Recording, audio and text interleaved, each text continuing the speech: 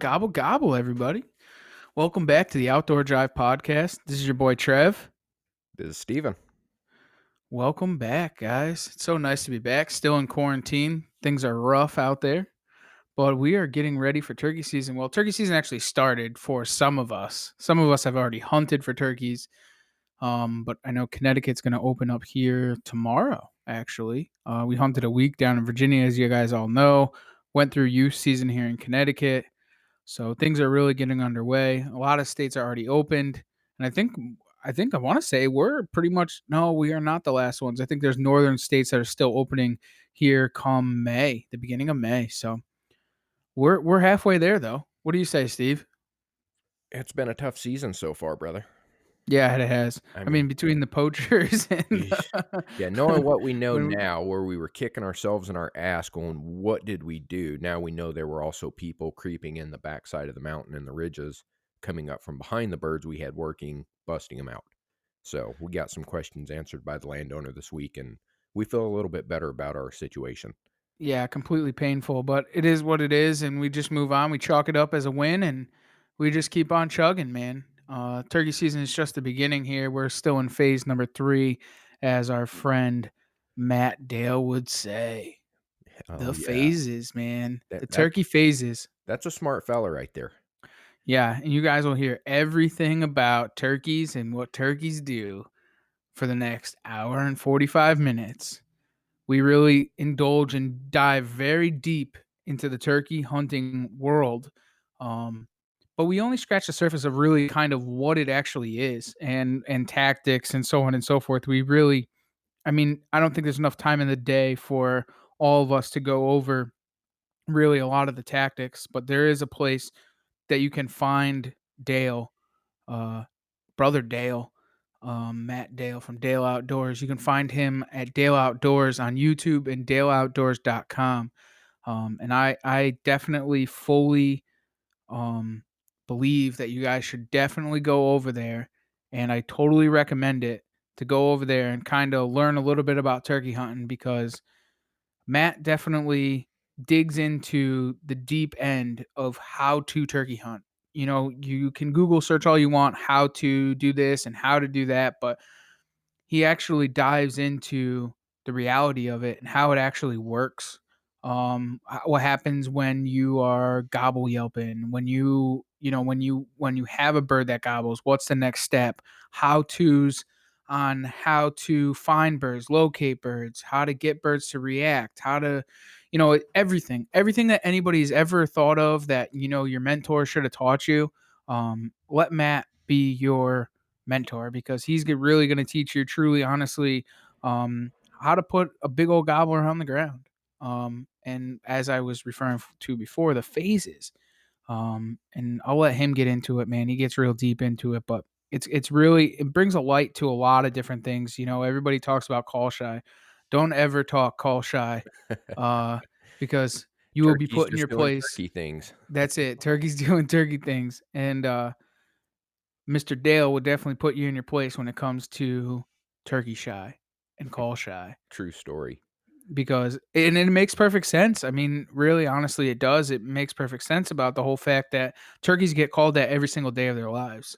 From the minute that they wake up to the minute they go to sleep, they hear turkey calling. So, and as we go through it here in the episode, not every turkey sounds how it should, and we go over about being worried about not sounding good because you don't sound as good as that guy that has those championships underneath his belt and so on and so forth. So, but enough of me talking about it.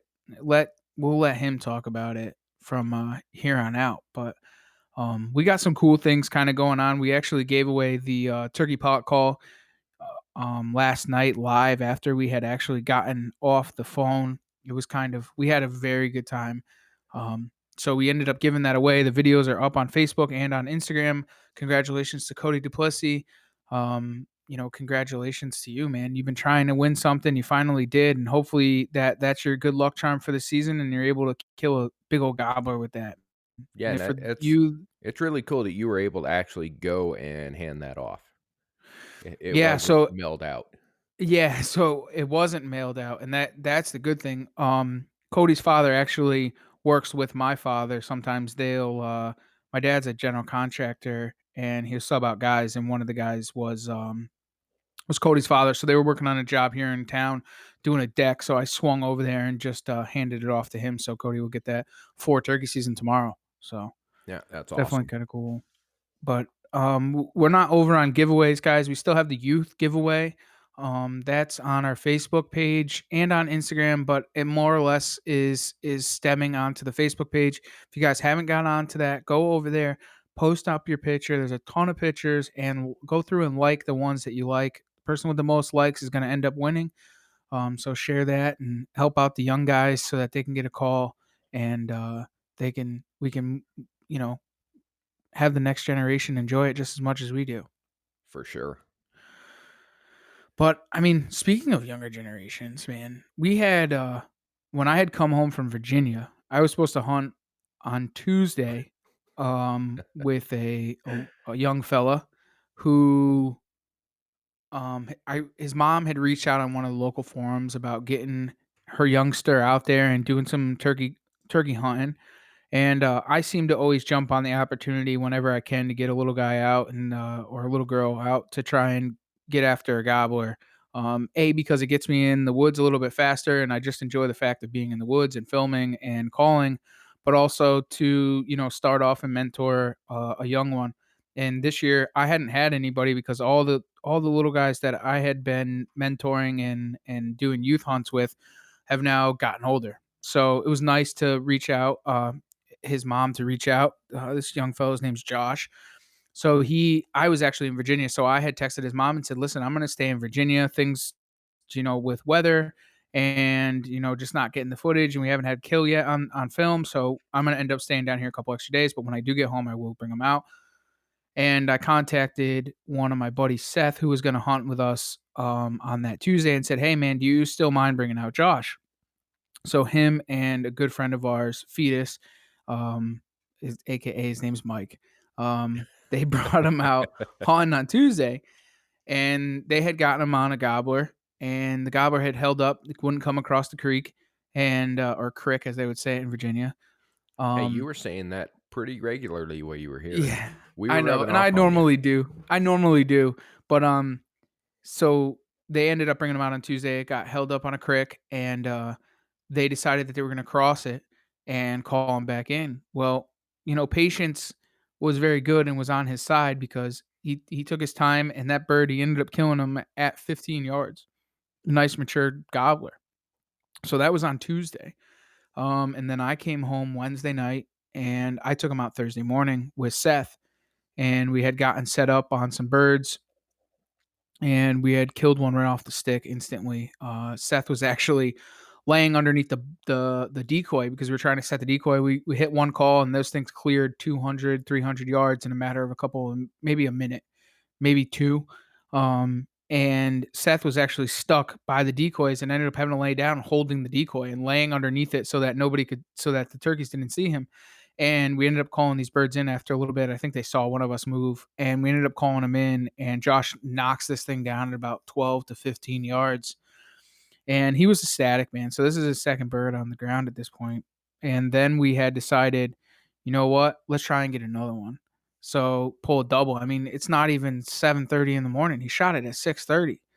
So it's like 7:30. We decide, you know what? Let's go and kill another one. So by 8:30, we ended up having a second bird down.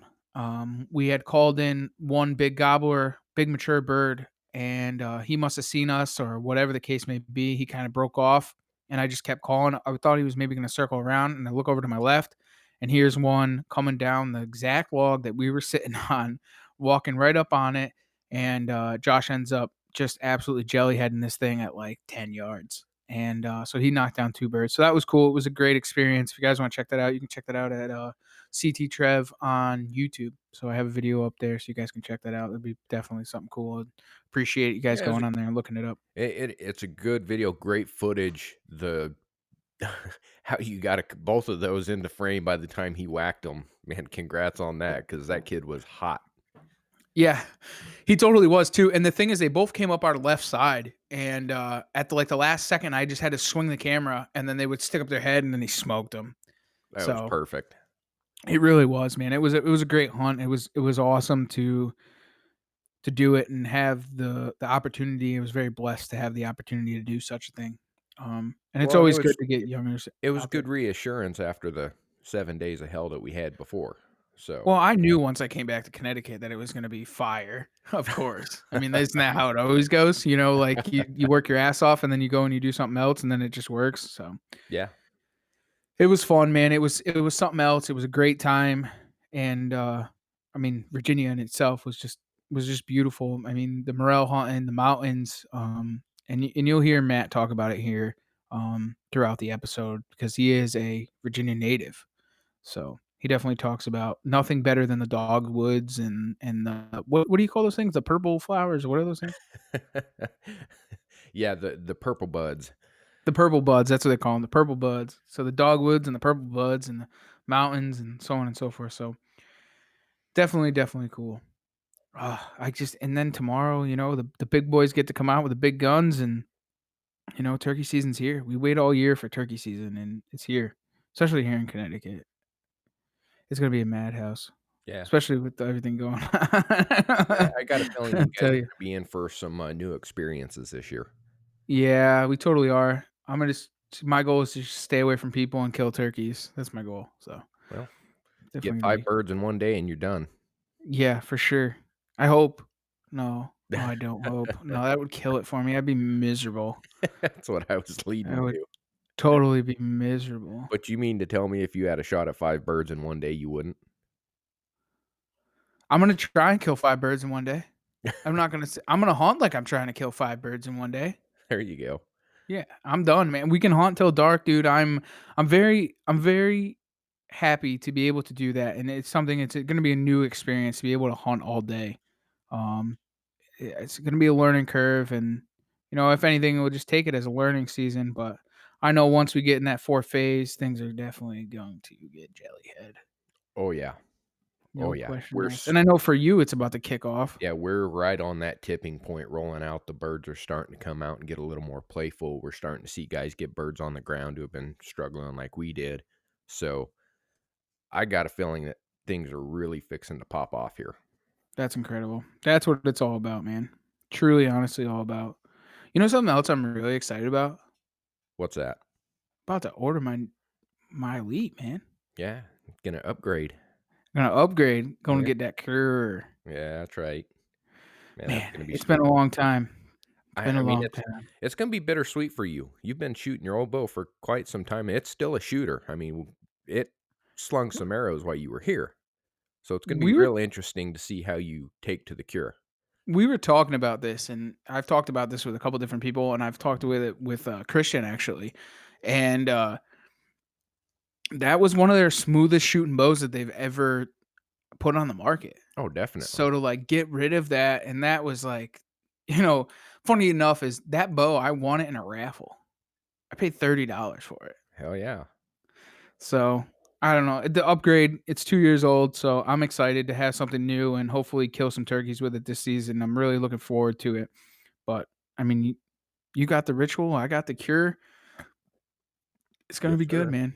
It's Yes, gonna be sir. a good season for sure. I'm really excited about it, but I just, something new. You need some positivity, especially with everything going on. I think that's just kinda like my step in the right direction. Yeah. And that's But it's like right now, every little piece of good news can be literally life altering for you at the moment. yeah, You know, exactly. like yesterday with technical issues and issues with work, and just the headache of doing things during times right now can just drive you crazy. But one small piece of good information, like, hey, new property. Yeah, I was just gonna say, you got some new information that's, great. I just scored a piece of property out of the graciousness of a group's heart that I've been wishing to get on for about 2 years, Mhm. and, man, I needed that pick me up 'cause it's been a rough couple of days since y'all left. It's been quiet, boring, and I've been working my ass off, so And the bears attacked you. oh, yeah, got another, Virginia Bears. 3D target that is now missing limbs due to bears getting curious, and, they love my targets, I don't get it. They'll It's walk nuts. past everything and just chew on my targets.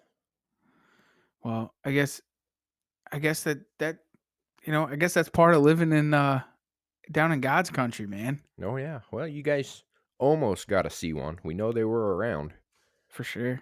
but I'm gonna see one. I'm gonna see one up close when I stick it with the new Kurt Cure this year. oh, yeah. You got a Game cure for plan. that come October. That's it, man. That's absolutely it.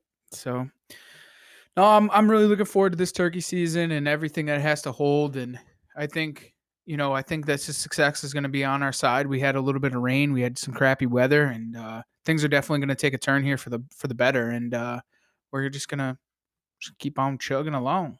Yes, sir. You got it. Well, So, what do you say, man? I think there are a couple people we ought to say thanks to real quick and then get right into it. All right, let's do it.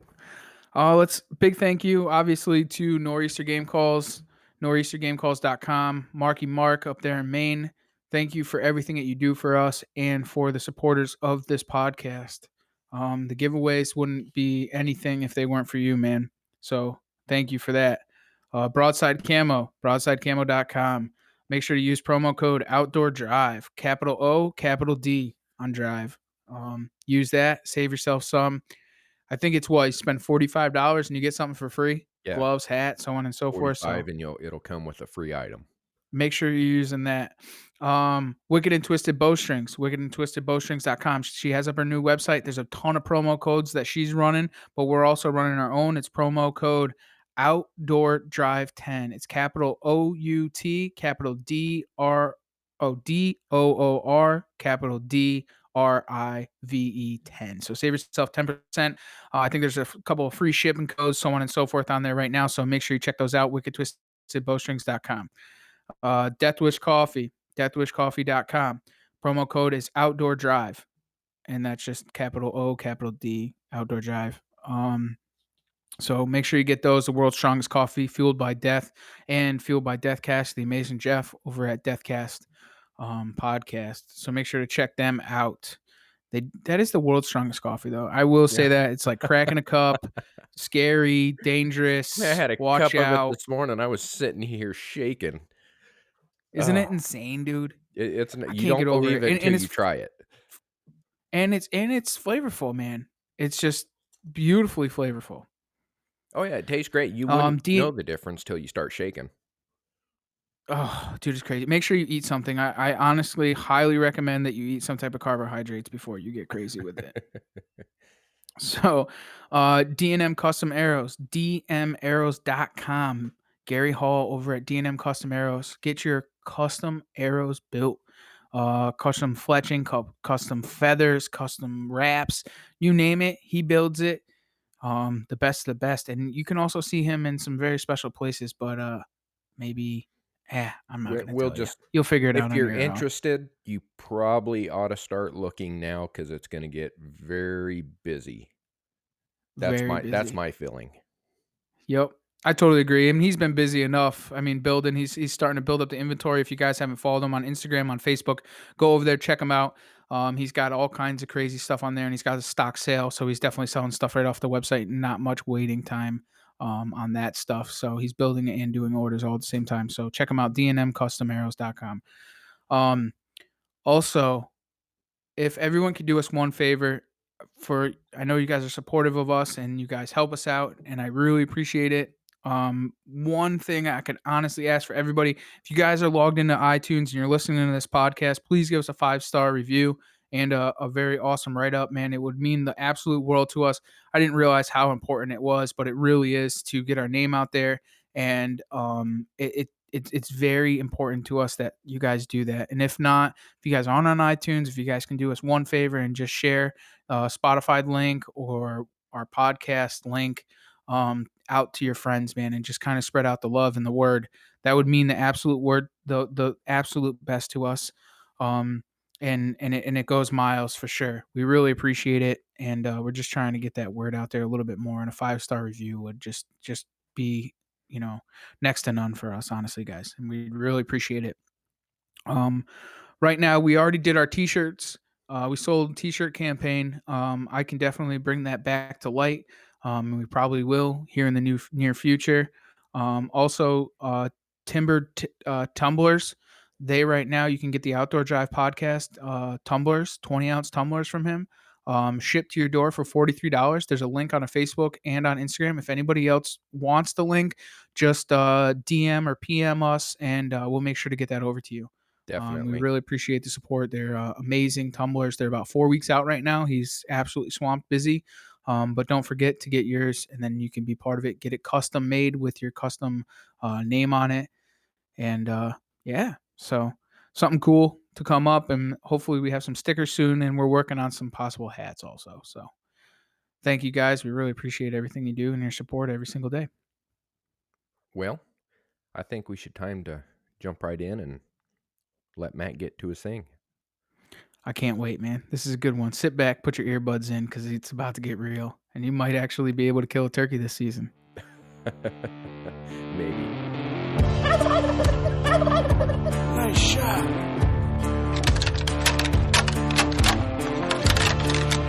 Here comes your shooter. Shooter. Big buck.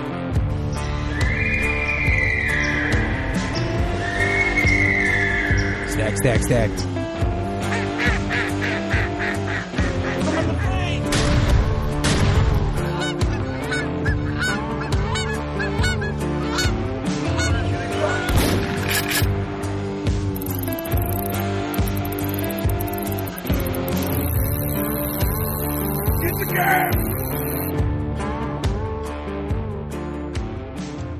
All right, we're back on the phone with turkey legend himself, Matt Dale. How are you, Matt?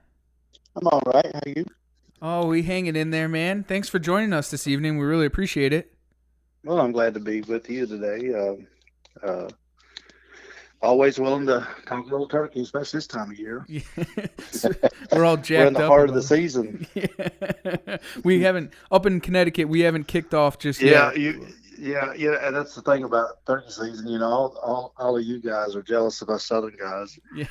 in March, and then we're all jealous of y'all come middle of May and last of May because y'all still turkey hunt. We're not. Yeah. Exactly. We had to head. Unless Well, you we travel cheated this hunt, year. you know. But the last few years, that's what I've been doing. I remember the last year I hunted one state, and been several years ago, and I just hunted one, and I said I would never do it no more because it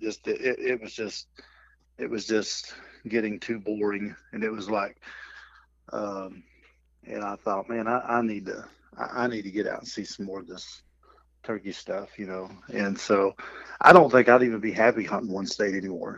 You know, I don't think I'd feel like I was cheated or something. Yeah. And it's just, you know, you get the desire and the love for it. So my season starts in March and usually it ends about the middle part of May. And usually by the middle part of May, I'm so dead. I'm like, okay, I'm ready for about a 3-week nap until deer season starts. I And hear it all that. starts over again, right? Yeah, they really tear you up, especially being up so early in the morning and hunting. I mean, a lot of states hunt all day, so it's definitely beats you up pretty Oh. bad. Yeah, we don't get to hunt all day. We get to hunt.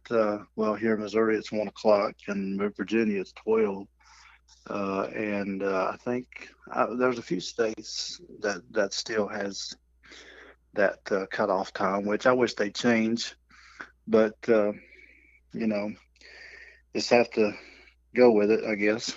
Yeah, our state just started it. This is going to be the first full season or the first season to have the all-day hunting. We've always hunted till noon. That's what I always known. Didn't even know it was an Yeah. option in most places. So they changed it this year, huh? Yeah, first year, Well, that's and cool. they gave us 5 birds this season also.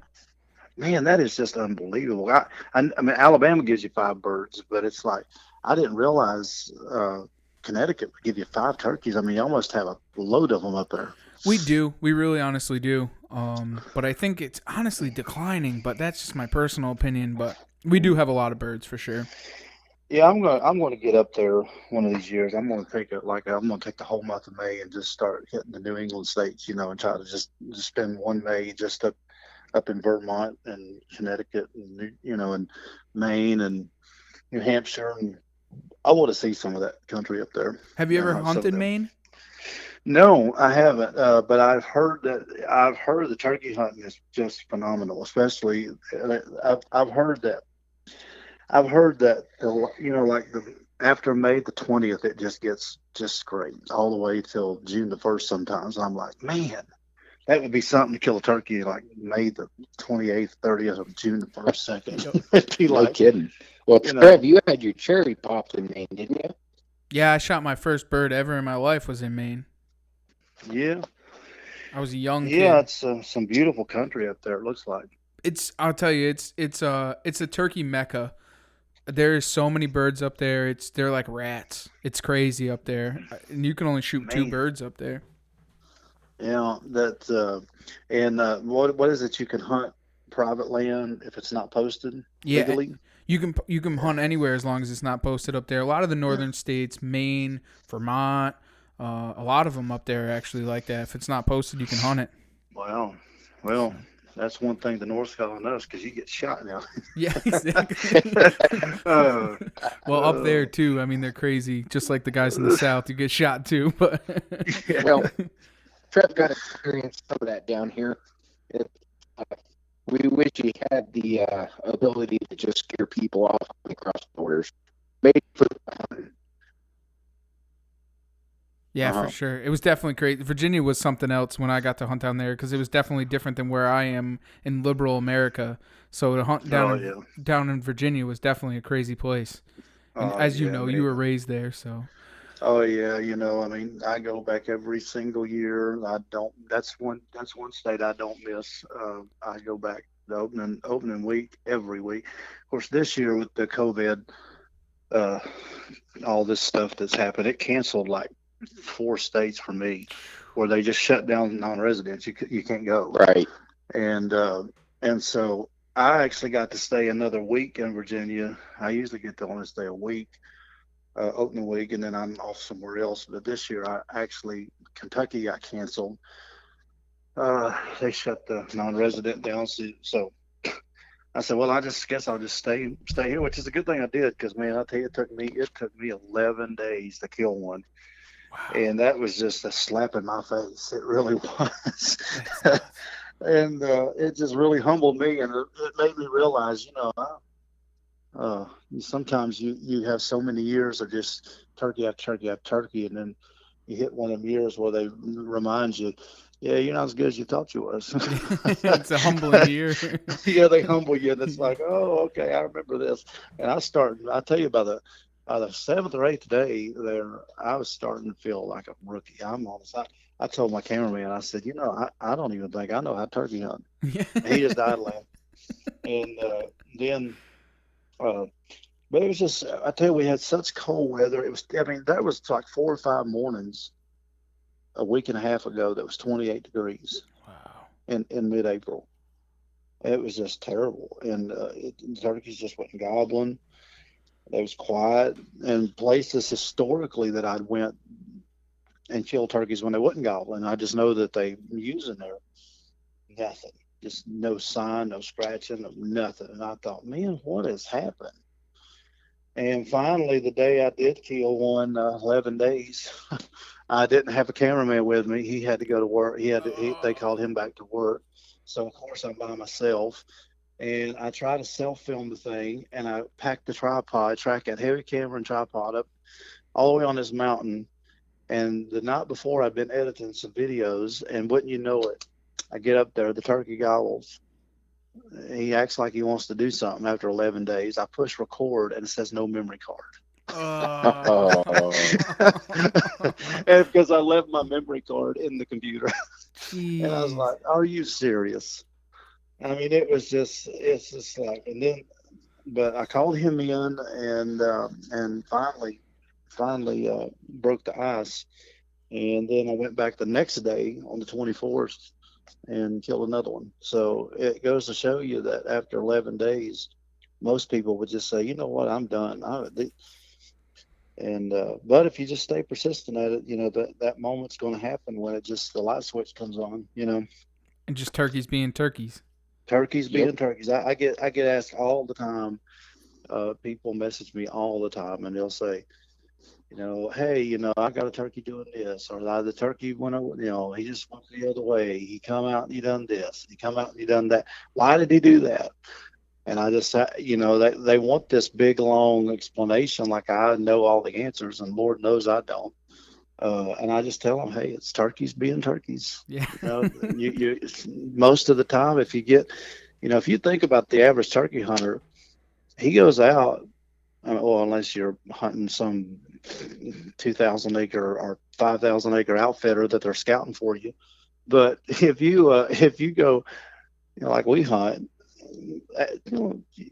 you go out a whole season, the 3 or 4 week season, and for most guys, and you only win maybe 1 or 2 times out of that every day if you hunt every day. So that's they're going to win most of the time, Right. and you're glad they do because you get bored hunting them if it was easy. Yeah, of course. You would give it Exactly. up. Well, before we get too deep in conversation, Matt, why don't we tell everybody who you are, where you're from, and how you started? Well, Virginia native, yeah, currently living in Missouri. I actually turkey hunting is not my well, I don't even like to say job because it ain't a job, but I'm a ordained minister. I've been preaching for 25 years. Pastored a couple churches, and that's what I'm doing in Missouri at the moment. But my pastime is turkey hunting, and deer hunting. Of course, I love turkey and deer hunt, and been doing it all my life. And turkey hunting though, people ask me, hey, deer hunt or turkey hunting, if you had to choose one, and I don't even have to give it a second thought. And I love to deer hunt. I've got bucks on my wall, big bucks, and I shot 2 really nice bucks last year. And I usually get a nice buck every year, but if it comes right down to it, I don't have to take a second. It's turkey hunting. It's just a passion that, gosh, man, there ain't nothing like it. No. That to me, when I close my eyes and think about turkey hunting, I vision Virginia ridge, dogwoods and red buds blooming, you know, gobbling turkeys on every ridge, and them coming down a hardwood ridge on top of a mountain, strutting and gobbling you in the face. I mean, that's what I imagine, and it just ain't nothing like it. And I've killed turkeys in different parts of the country, and people ask me, hey, what's your favorite state to hunt? And I don't even have to give it a second thought. It says like, it's still the mountains of home. Yep. I can't That's blame why I you go there. back every year. I can't blame you there. Helps him to go up hunting. Yes, yes. Um, um, well, I guess my stories, like most people, I was, my dad took me out when I was just old enough to walk, and started shooting rabbits and squirrels with 22 when I was 6, 7 years old, and just learning the woods and deer hunting. And I think I started deer hunt when I was about 11, and missed one that first year. Had a 20 gauge with a slug in it. Didn't know what I was doing, and he was trying to make me feel better after I missed. And then the next year, I think I upgraded to a 30-30 Marlin and shot a 70-pound doe and shook like I couldn't believe, shook like I couldn't even get out of the tree stand. He had to help me. He had to pack me out of the tree stand just about. And then, but I didn't get into turkey hunting much until probably I was I was probably 17, about 17, 18 years old. And of course, my dad, he had turkey hunted. Uh, he had turkey hunted for years. He was turkey hunting when turkey hunting wasn't cool back in the 60s and 70s. But I was just into fishing. I mean, when I was a teenager, man, I wanted to be. My dream was to be a professional bass fisherman. I wanted to fish the BASS trail with Rick Clunn and Roland Martin and all them guys. And my Saturday mornings was spent watching, bass fishing and dreaming about, making a living at it. And so back then, my turkey season it wasn't even a turkey season because I didn't care about it. But then when you call your first one in and he comes in gobbling in your face, it kind of changes. It kind of changes things, and so I just got to where I wanted to really learn how to. I just wanted to learn about them. They were a mysterious creature to me. We're like deer, and I'm not saying deer hunting's easy. It's because it can be very challenging too, especially if you're hunting a particular mature buck.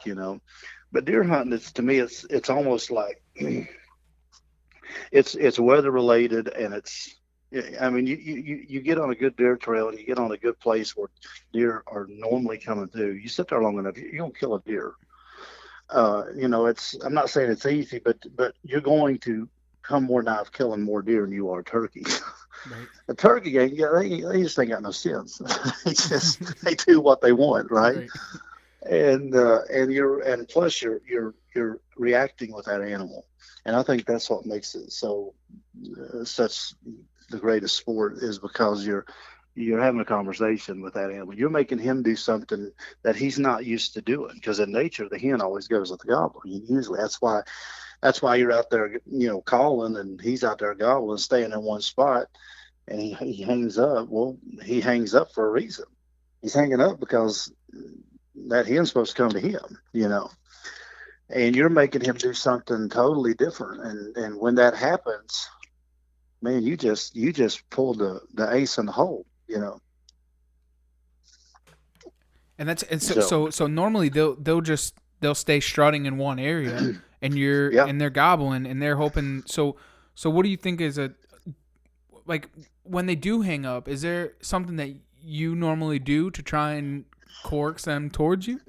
Yeah, I mean, you're going to have most turkeys, and especially in I break turkey hunting down into about 4 phases. Now, this isn't like something that I read in a book, or something that I just dreamed up one night. It's just years of turkey hunting, and you start watching the patterns that happen year after year after year. And I try to break it down in about 4 different phases. I break down the early part. If you're lucky enough to live somewhere where you can hunt, say, the last of March or the middle of March and on into April, 1st of April. Uh, Turkeys ain't got henned up yet. They're still kind of bachelored up. You'll see a lot of gobblers together. You'll see jakes and gobblers together. And I'm not saying it's never easy, but it's like, you have like the it's I think it becomes a little bit more easier to call them in, especially because when one comes, the others come. So you start having that real good success when it opens. Now, I think the second phase is right about the time when they start getting hung up, a lot. They start getting with the hens first, about the second, third week of April. Seems like everywhere they just start getting just totally locked down. Maybe not locked totally down, but they start getting maybe 1 or 2 hens at a time. They're still vocal. They still want to. They still want to gobble. They still want to get a hen killed. And I've had a lot of success calling hens away from gobblers at that phase, of that second phase. But then the period we are in most places right now, that's middle part of the nation south, you get into that lockdown phase where it's just almost like the rut when does are locked down with the bucks are like, you will see on all these bucks the first part of November, the last part of October on your trail cams, and you see them out and chasing. And it's like, man, the middle of a November hits, and what happens? You don't see nothing. It's just like, where did the deers go and where did the bucks go? They get locked down, and I think that happens with turkeys. And right now, I think the middle, toward the last of April, all the way to about the 4th, 5th of May is it's tough.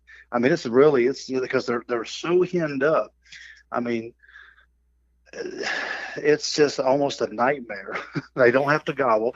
And I think one of the biggest things that people mess up on when it comes to turkey hunting is they think they have to hear a turkey gobble. And it's on. And I know that's why we like to get out there. We like to hear them. But they think if a turkey ain't gobbling, you can't kill them. And the fact is, they don't have to gobble when they got hens. They're roosting with around their hens, and the moment the hens fly down, they fly down. Well, they've already got 15 hen or 7, 8, 9, 10 hens with them, uh, and they don't have to go nowhere. They just stay all day and jump from one to another, and they don't have to go.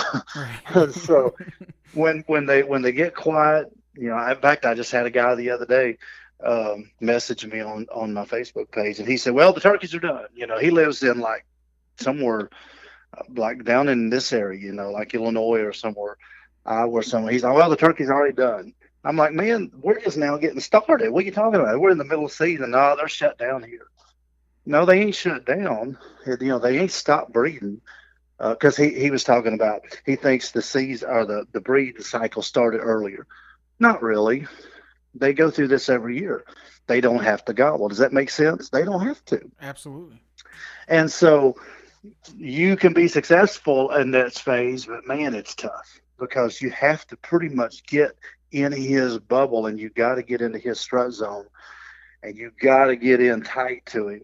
And that can make it just a nightmare, especially trying to slip on turkeys and get in the bubble when it's up in the day, because you just don't have his eyes looking through the woods. You've got his and about 6 or 7 more sets of eyes, all around him. So it can be a really tough. But I personally like the fourth phase. My favorite time is the late season. I know it's sad because most turkey seasons are getting ready to shut down at that time, but I have killed I've killed probably 100. I don't even know the last. I mean, I'm just estimating. I've killed around 150 spring gobblers in 27 years. That's traveling a lot of different states and hunting. But honestly, I've killed so many of them from about May the 6th, 7th on to May the 27th, 28th. I mean, it just gets so good that last part because they get desperate. The hens are going to the nest, start leaving the gobblers. They're sitting on their nest because they got to. Mm-hmm. It's something that's going to happen every year. They got to sit on the nest. So the gobblers are by themselves more. And it just like the light switch turns on. And last year, 2019 season, I hit Ohio. I think it was the 7th of May. And 7th of May, 25-pound gobbler first day. Went the next day, drove over to Indiana, just across the river, because I was hunting on close to the border. Drove over to Indiana, shot one the next day in Indiana, and he was just crazy. They were just gobbling their heads off. And then 2 days later, went back to Ohio and shot another one. And he just coming, strutting, gobbling in their face. 2 weeks prior to that, everybody up there said, "We ain't heard nothing. I don't even know if you should come. I don't think there's no turkeys around here." And so it just totally changed, though. And I just love it. It's kind of sad, like I said, for guys in the South and Midwest, because turkey season's getting ready to close. Y'all are just getting started. Yeah. But it can just get so good, that desperate time, I call it, where they're just looking. They're just locked and load. Yeah. And boy, it can get just awesome. And I love it. But I like any week turkey season's open, but right now it's tough. Like this morning, was my first hunt here in Missouri. I came back last night from Virginia, and I slept a few hours, jumped right back at it, went to some public land down the road, and hadn't even been in there, didn't scout, didn't know nothing about. Well, I'd been in there a couple of years ago and heard some turkeys, but I hadn't been in there in like 2 years. And right back where I was 2 years ago, man, they were just, 2 of them just hammering. Just gobbled their heads off on the roost. And I got as close as I could. They were on private, but I got as close as I could, about 100 yards. I called to them, and they were just gobbling. Tree called to them, they were gobbling. Everything I throw at them, they gobble. I've done a fly down cackle. I want him to think I'm the first hen on the ground. They gobbled. Then they hit the ground. I heard them down the holler, and they was gobbling. I was thinking, oh man, this might actually work. This might actually, it's looking good. And they got a little bit closer, and they come on down the hill a little bit, and I was sitting there going, oh man, this might really work. Well, just like turkeys do, they just flip you off and say, yeah, yeah, you fool, going the other way.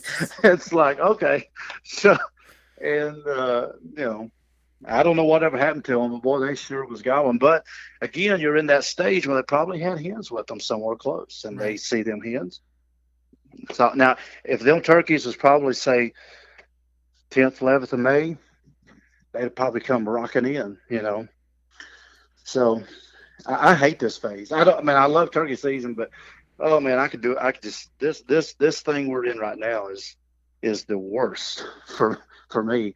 Uh, but boy, it'll get good here in about 2 weeks. Yeah, and I think that the problem is that the anticipation. So you can't miss it. You can't not be No, out there because you want to be no. there that day that light switches and then it turns on. You Right, know. and two, you got to remember. This is what I tell people, and because I've already had guys tell me, well, I'll just wait a couple of weeks. No, you can't, because even in this hard place we're in right now, you got to remember turkeys get spooked every day by something. It ain't Hmm. just hunters; they get spooked by bobcats, coyotes, farmers driving their trucks to feed their cows. I mean, they get spooked by a lot of things, and so when turkeys are, say a gobblers with hens, and I've actually done this before purposely.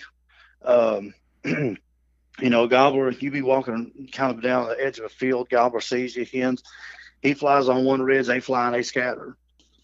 Well, they're away from each other now. So, and Yep. give it about 35, 40 minutes to an hour, and set somewhere between them. He's gonna start gobbling usually, and he's gonna want to get back together with them hens, and they're gonna start getting vocal. And I've actually shot gobblers like that, bust them up and call them back in. It's like Uh, fall hunting at that point. yeah, like fall hunting. Yeah, Yeah. exactly. It works better in the fall, of course, because Yeah. they're grouped up, but it can work in the spring too. Um, and if you bump the turkey and he flies over, so the guy that says, "Well, I'm just not going right now," their hand up. Well, think about it. You may go on that. You may go on your land when that gobbler was just pushed off by a coyote, or that gobbler was just pushed off by another hunter if you're hunting public, or that gobbler was just pushed off. Now he's by himself. Or maybe he's a subordinate 2-year-old that's just going to gobble his head off, and you call him. So you can't not be out there, because Hmm. you, just like the other day, both of the turkeys I've killed in Virginia has come in this little tough phase. I killed one the 23rd and the 24th, and both of them were alone. Both of them were by themselves. They were both 2-year-olds, but still, but hey, 2-year-old, 3-year-old, 5-year-old. If he's got a gobble, he's got a beard. He's going into he's He's he gonna get some number fives on his head. He's got to. What do you? That's right. I'm not into this age in there. And I hope I really do hope that turkey hunting don't get into this terrible thing that deer hunting has got into the last several years with the whole age thing and the naming deers thing, and it's gotten such a fad. I think it's ruined deer hunting in a lot of ways. I agree. And I hope that don't come in the turkey hunting. And I mean, I've already seen it this year. I've seen guys post on turkey forums. Hey, that's a 2-year-old. How do you know that? Are you going to go up and say, "Hey, let me look at your spurs"? Hey, let me see. No, I mean, I don't know how they're aging them. Now, I don't really care. It's like if he's gobbling, he's got a beater. Good enough for me. Yeah. That's good enough for me. So I'm not going to sit here and get on into this age thing. And like I said, I think that's the one good thing I like about turkey hunting a little bit more than deer hunting. You don't have all this negativity yet, and I hope it don't come. I agree. But you don't have all this. He's a 2-year-old. He's a 3-year-old. He's a 4-year-old. He's a 130. He's a 120. And you take that moment away from them people. And when you see a guy and he shoots a 110 class 8 point, that may be the biggest buck he's ever seen. Mhm. He may just be a guy that works 50 hours a week and he only gets Saturday to hunt. And he shoots that buck and he's proud of it. He posts a picture of it, and some doofus says, "Boy, imagine what he'd been next year." That just takes that moment away from that guy. He thinks he's done something wrong. Right.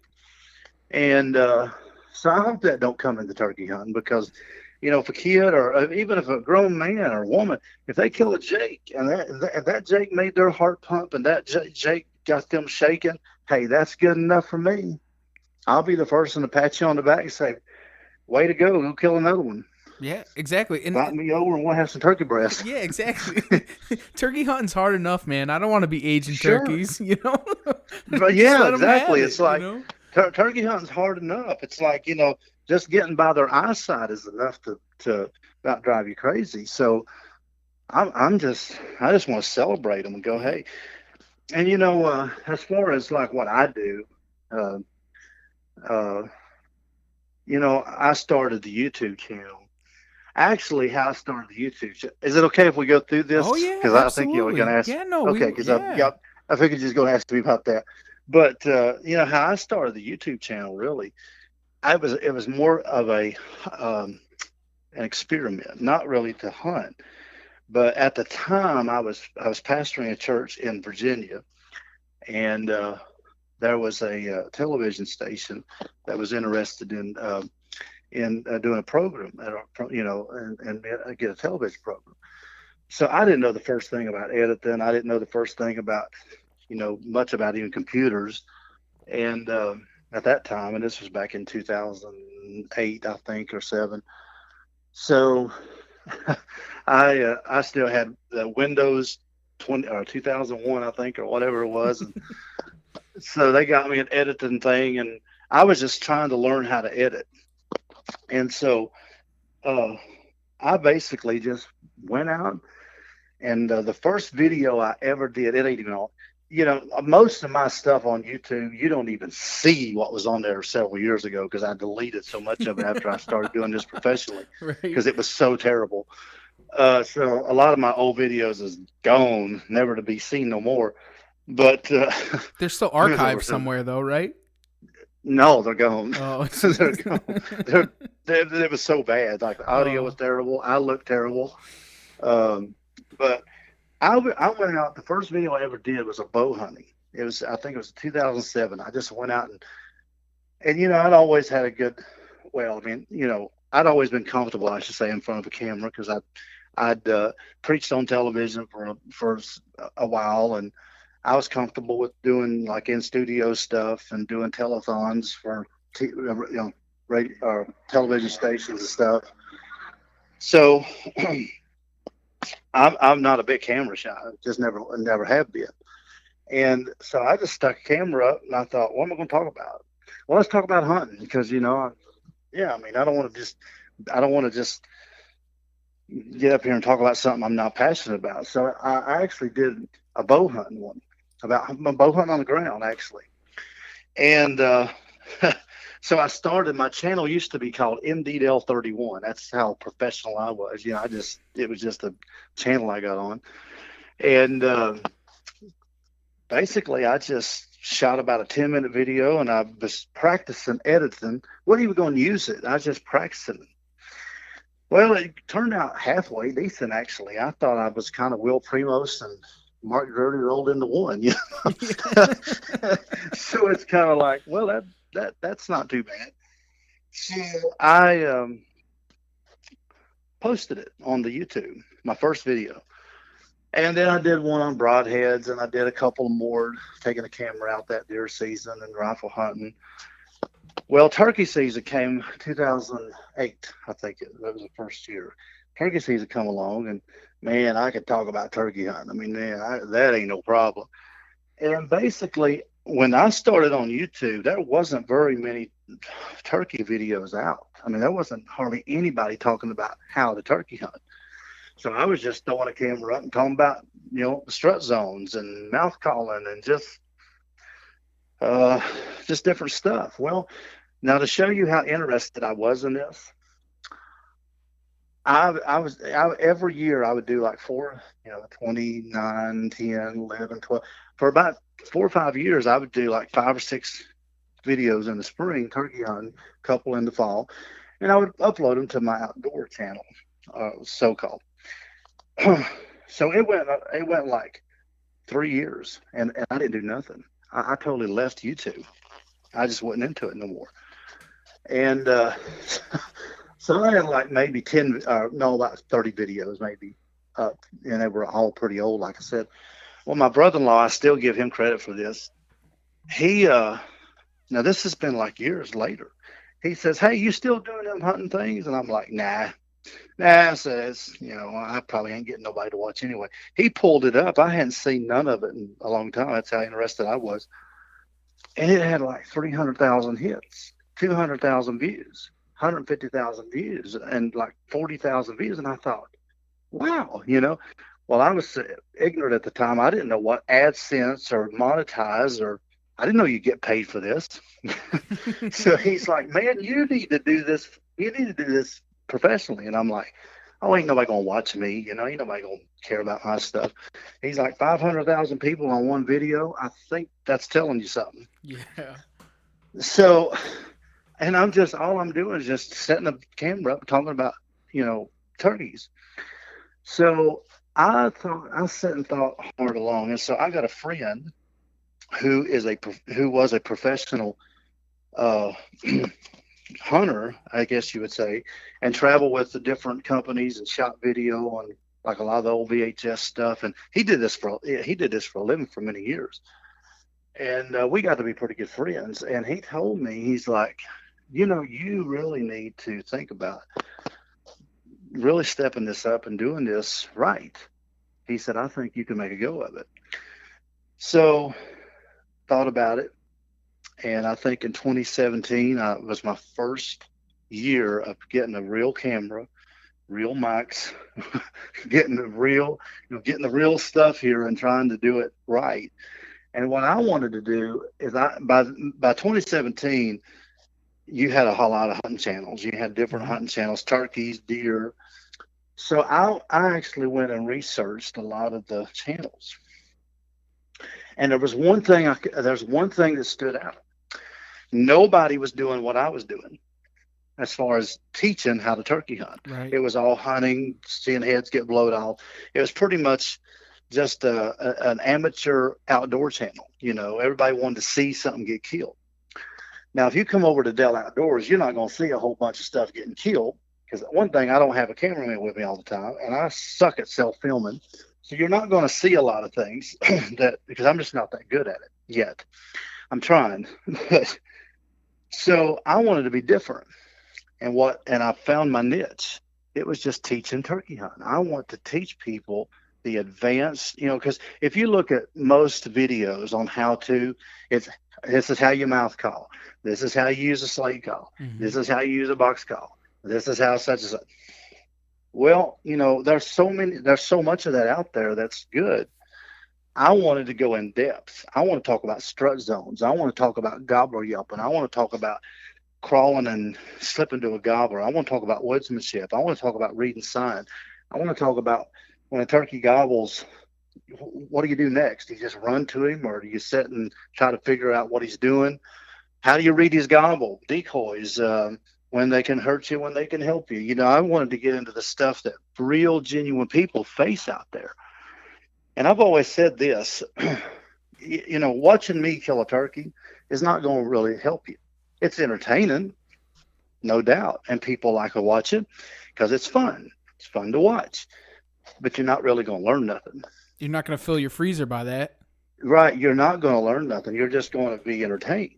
But if I can teach you how to have that success, then you don't have to watch these guys and just, get off by watching them shoot something and you never shoot nothing. And you walk away with tags that's unfilled and you feel defeated. And then by the next, if that happens 3 or 4 years down the road, because I talk to these guys all the time.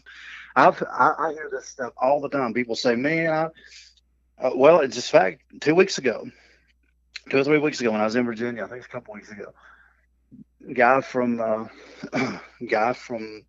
I think he was somewhere Tennessee, I think it was, hunted 5 years. He said, "I've hunted for 5 years." He said, "I've watched Outdoor Channel, I watched so and so's channel, I watched this, I watched that. I try to pick up the best information I could." He said, I was doing so much stuff wrong.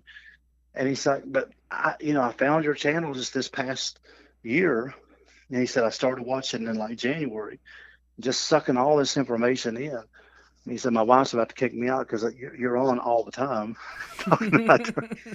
And he sent me a picture. He said, man, I killed my first turkey. And he said, I told my wife, if I do not kill a turkey, I'm selling my shotgun, I'm selling all my turkey stuff, and I'm just going to stick to waterfowling because that's what I'm good at. He said, I was done.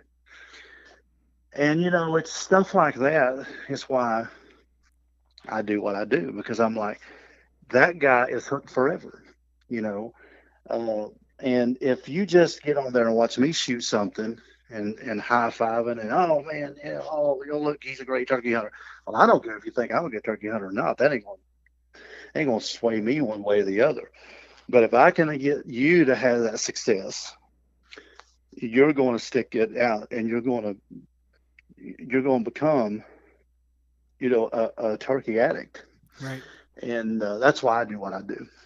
That's amazing. So my videos are different. My videos are different because, a lot of people, and that's not some people's style. They want to see killing.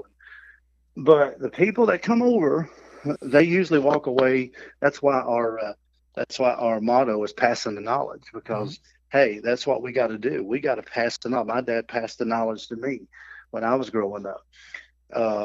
And, turkey hunting used to really be, it's kind of odd. Now, he remembers because he's, like I said, he hunted in the 60s and 70s when turkey hunting was almost like hunting morel mushrooms. It's a secret. You're not supposed to tell nobody where you find mushrooms, or you don't even tell them how you find them, Right. And turkey hunting used to actually be that way. Not so much deer hunting, but man, turkey hunting was almost like a secret club, and they didn't share too much information. But I said, I don't want to be just another channel that is the same thing. I want to be different. And I think we've accomplished that. And now, I'm doing it full time and actually making a decent living off of it.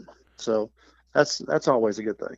Yeah, I went on to a couple of the forums, and I had said that we were having you on the show tonight, and asked, and everyone was like, "I'll tell you what." I said, "I don't really have." They said, "I don't really have a question for him, but I'll tell you this: is that he taught me a lot about turkey hunting and really made me successful." And when I saw that, I was like, "That's truly amazing," because there's not many people out there that are out there to teach one another. Everybody's kind of like for themselves. That deer hunting thing that we were talking about prior. Right. And, that's kind of like why we podcast, is to teach one another the troubles that we go through so that other people don't go through them.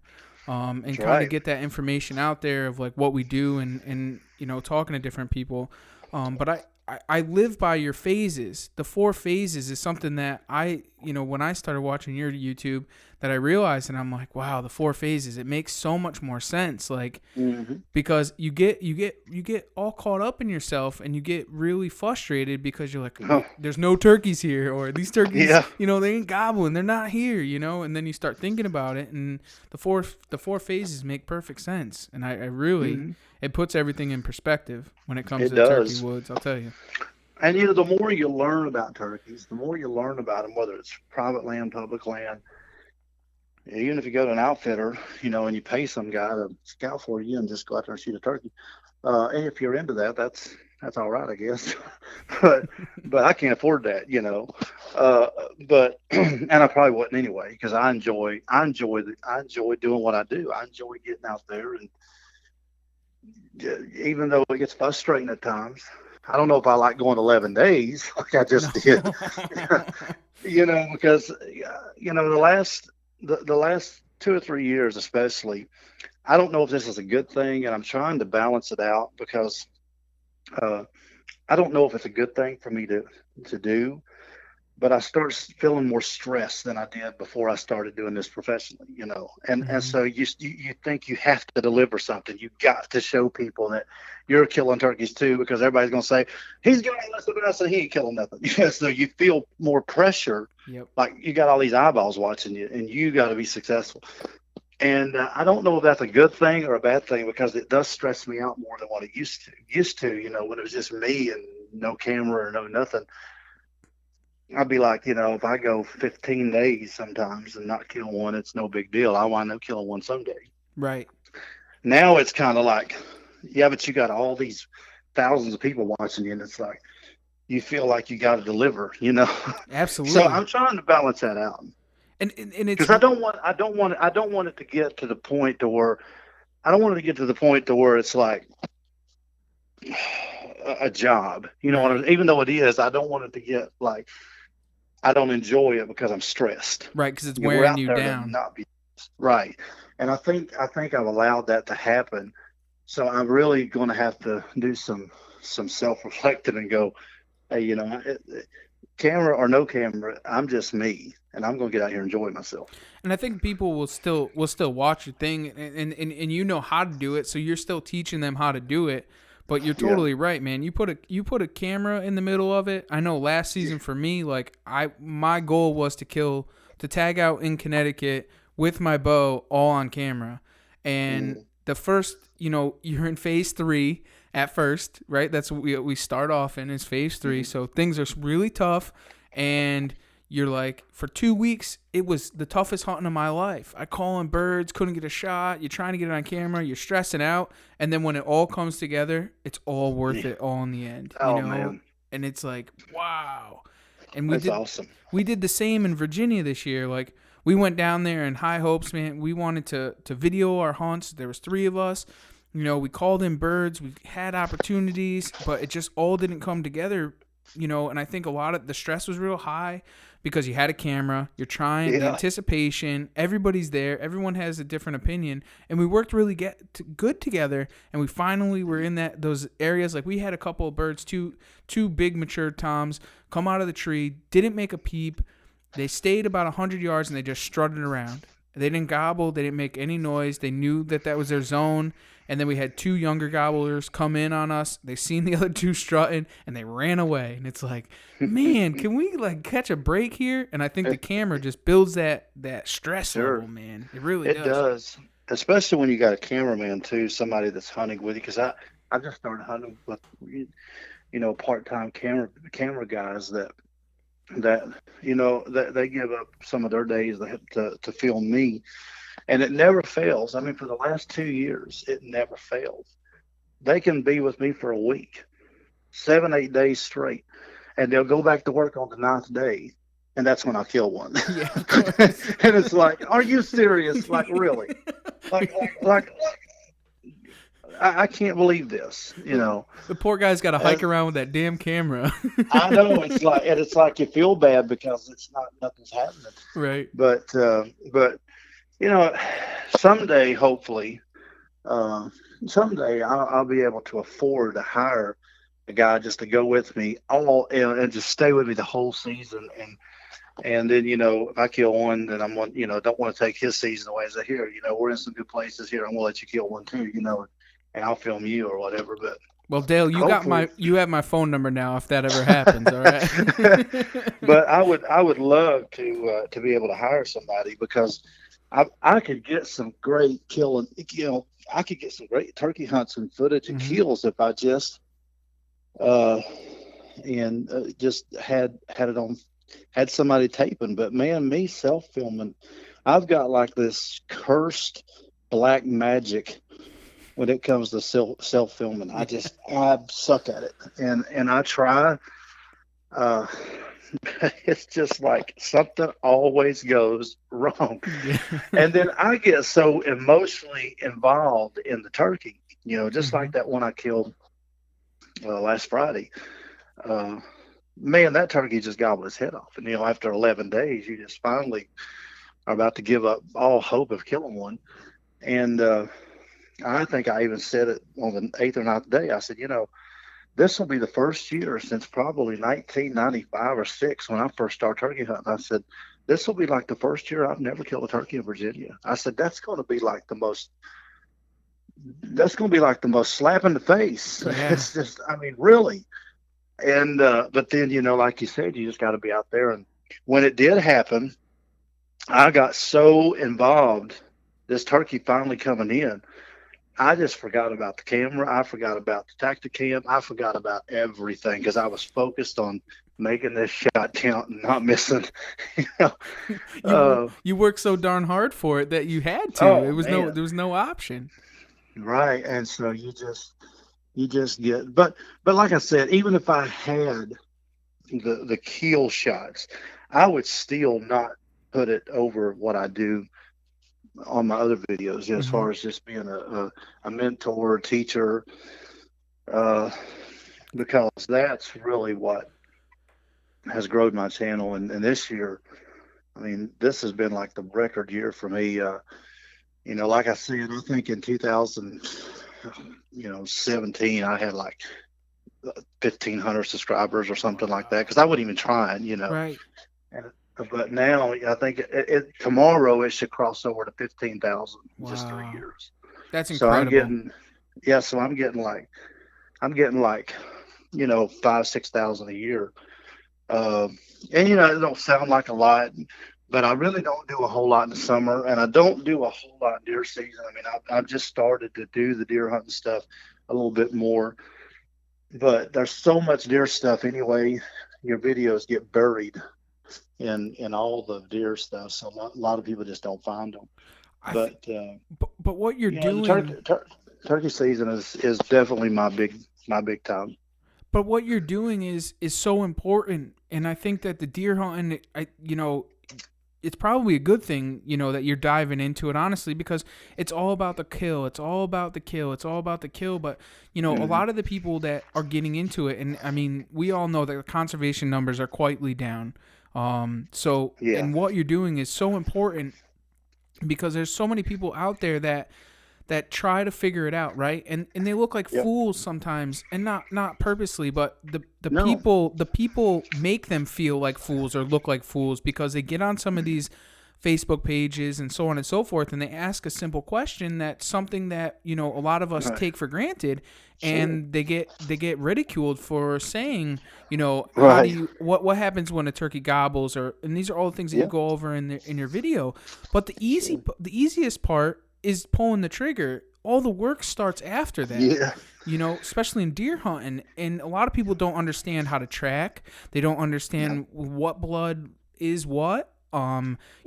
How to gut a deer. I mean, this mm, are all things that me and you grew up around, and somebody sure, passed it down to us. And I think there's a lot of people out there that haven't had that chance or don't have those mentors to teach them those things. right, We've been lucky enough to have our fathers before us to hmm, show us these things, but a lot of people don't. So I think that what you're doing with Dale Outdoors is incredible and something that needs to be spread and shown to a lot of people because it's going to get the conservation numbers up and it's going to get yeah. more people involved in doing things properly in the woods.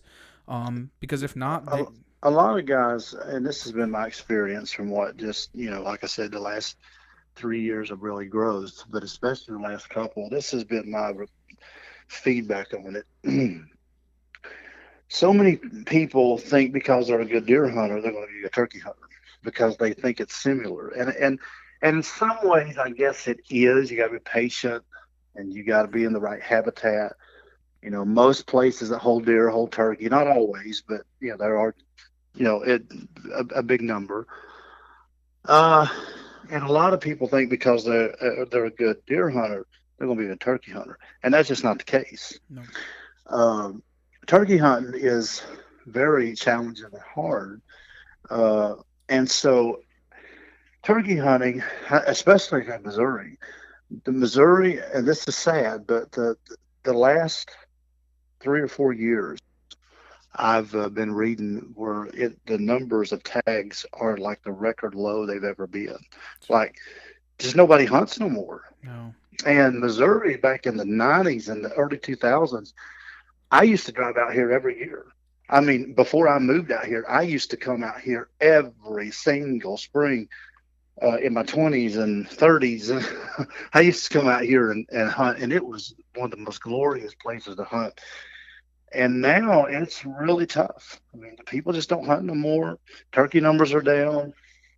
And I think what happens, guys my age, your age, guys our age that's having kids, the dads just quit hunting. They just don't hunt like our dads did. So we just kind of get away from it. Time, life gets involved or whatever, and get married, and she don't want you to go hunting, which I don't have that problem and never will. Yeah. But somebody said, "Why ain't you married?" Well, I always tell a story about 3 or 4 years ago, or well, it's been longer than that, maybe 5 years ago. Uh, I was going on a date with this lady, and beautiful lady, and good Christian lady, and gonna go on a date. And I always watch women, I always watch them when they come in my house because I've got like deers everywhere, and I've got turkeys everywhere, and I've got like, camouflage, and it's just like a, my living room looks like a zoo. Yep. And so when she came in, the moment she turned around the curve and she saw my living room for the first time, there was this look of disdain that came on her face. And it was like this, oh, good Lord. Oh, dead animals. She didn't say it, but I could just read the look on her face, and automatically we could have called the date off right there because I'm like, no, not going to work. She's going to be one of them that you hunt too much, or you're going to take these mounts, put them in the garage. Well, I'm going to tell you right now, you'll be sleeping in the garage where these mounts will. That's right. Amen. Because and I've had people say, well, brother, you'll never be married with an attitude like that. And I'm like, oh, okay. My schedule's filled anyway. I've got, I've already done all that stuff when I was younger and sowed my wild oats. Now I'm just ready to sit back and enjoy midlife and hunt and fish and turkey hunt 30 months a year, deer hunt 3 months a year, and fish the rest. Fish in the middle. Yeah, I was gonna say turkey season rolls into fishing season, which rolls into deer season. And when I'm not in church and when I'm not preaching somewhere, when I'm not in a revival or in my church, I'm hunting or fishing, and that's my life. Right. And I'm not against marriage. It's just I'm just one of them guys, I guess, that's kind of odd that I just don't. I'd rather have my hunting, and it's like. It's served me fun, and you could come across that right woman that hunts. Could happen, and if it happens, great. If it happens, wonderful. But when a woman comes in your house and looks at your mounts and goes, "Oh, how do you eat with these things looking at you?" That's the red flag right there. Well, the problem is I want them to watch me eat what came from them. It's like, that's not going to happen. No. And, when you're talking about me turkey hunting, now deer hunting, when the 25th of October all the way till November the 30th or December 1st, I'm in the woods every single day, just like turkey season. I'm in the rut, I'm hunting the rut, and I'm totally into it.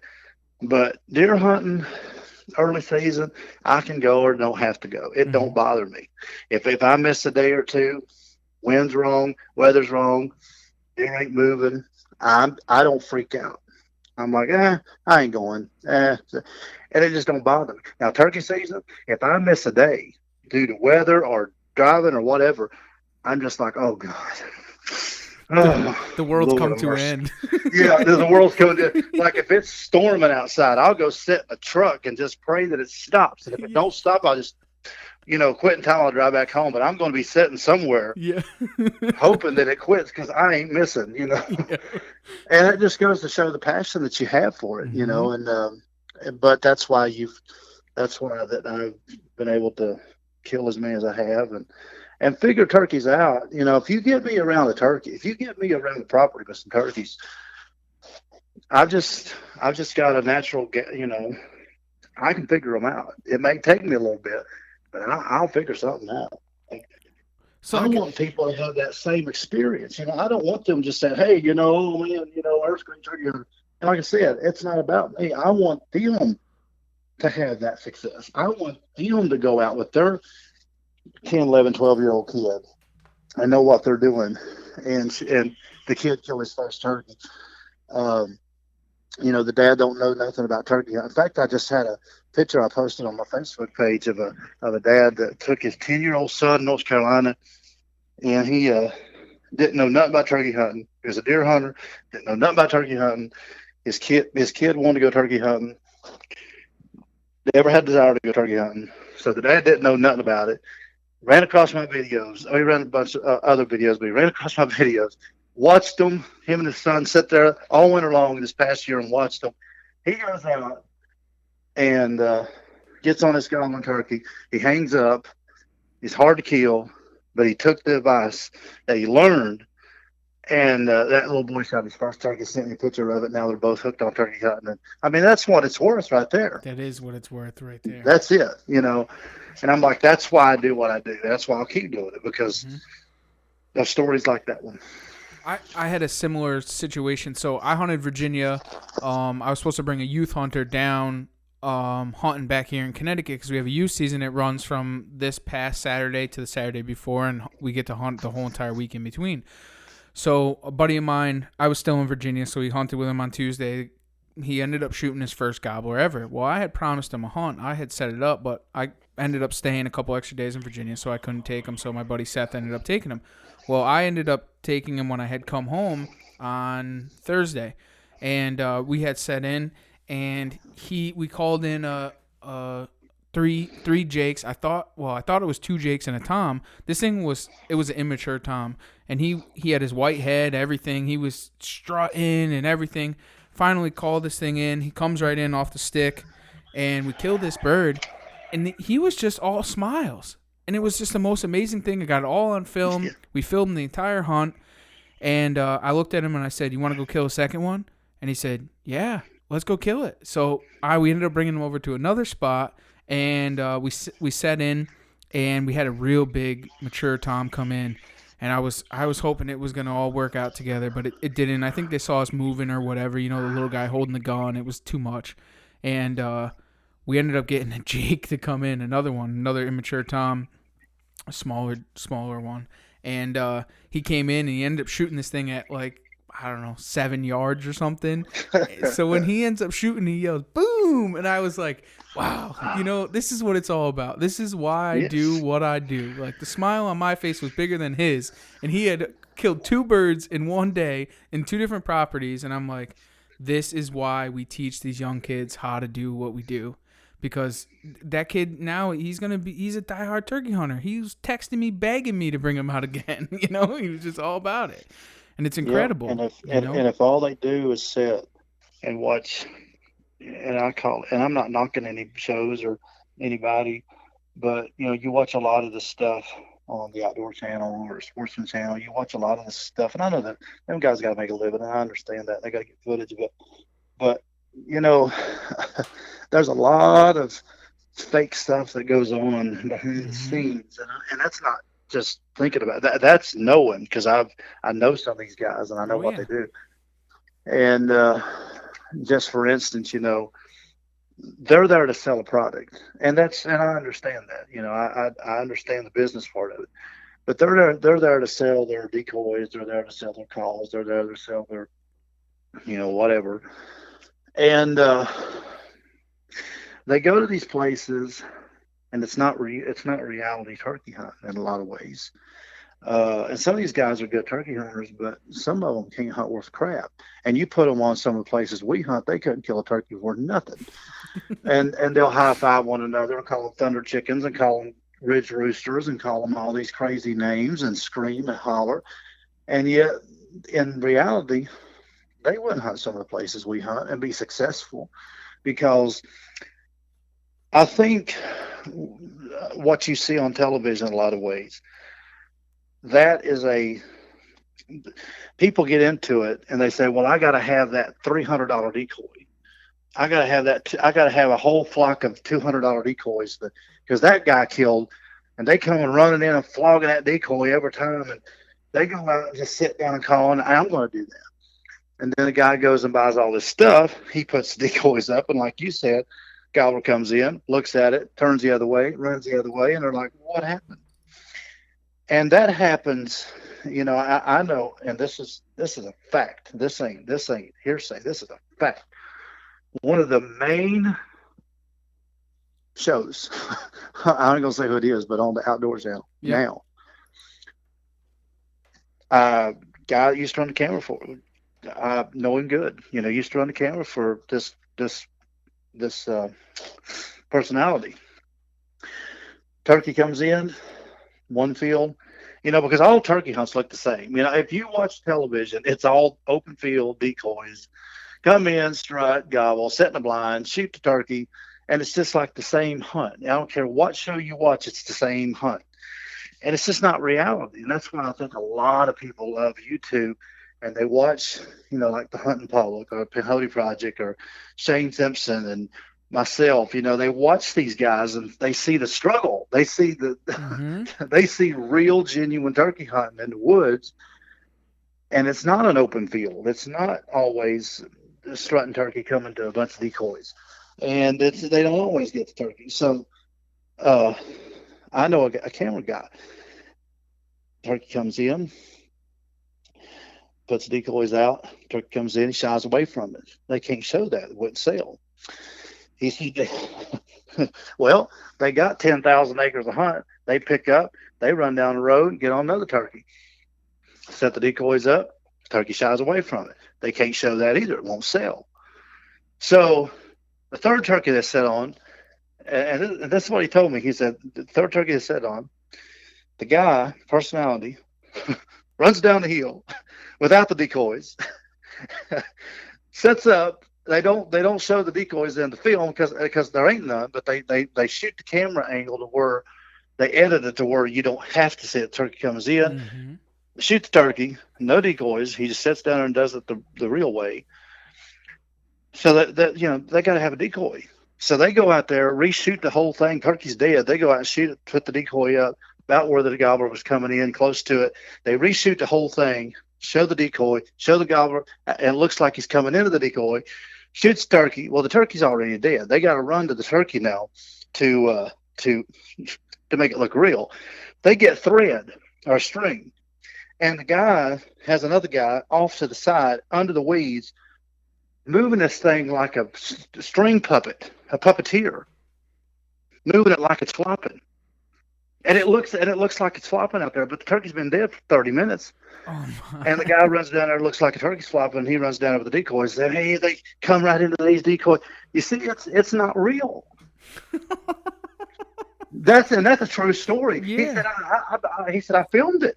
He said they had they tied a string to the wing and the legs, and it was just like a puppeteer over there. But these guys watch this and think that happens. In reality, it don't happen. It's that raw real that people want to see. It's the raw real. Man, I wouldn't do that, period. It's like, people, Spring Fever Custom Calls sponsors me. They just came out with a signature box call with my name on it, which was an honor, I guess. But you know what I tell people? Hey, I'd like for you to buy my box call because it helps me. And it sounds great, and I like it. And I designed it the way I designed it for a reason. But hey, you don't have to have my call to kill a turkey. You can go out there with an old Lentz 1964 model box call and kill a turkey. That's right. Those are actually the best box calls in the world. But yeah, it's just like, you can go out there with an old Quaker Void Grandmaster Dick Kirby made in 1981, and guess what? You kill a turkey. You'll kill a turkey. Just it's like we can't get into this thing to where it's all about us and it's all about pushing stuff on people, because I've got certain things I like and it works for me. If you can sound 50% real, and I always tell people, if you can sound 50% real, you'll kill a turkey. Yep. You don't even have to sound 100% real. Just sound 50% real, you'll kill a turkey on the right day. You may not as many in as you would if you sound better, but you'll kill a turkey. You'll find a horny 2-year-old that's, you can get up and whistle Dixie and he gonna come running in and we'll kill him in the face. Yep. And I've heard some bad callers, man, that's killed turkeys. And going, how in the world did they kill anything sounding like the right turkey? They just 50% right. It's 50% right. And so I think a lot of people too, they get intimidated. And think about this. They get intimidated by calling. because they don't sound like their buddy, or they don't sound like their, they don't sound like this so and so idol of theirs that's won 50 grand national turkey calling championships. They hear all this stuff and they go, man, I suck. I ain't gonna call. And they get out there by themselves and they're afraid to call. Mhm. That turkey's out there gobbling. And I've actually seen people just almost want to whisper a call. They don't even want to get on a call because they don't think they sound good.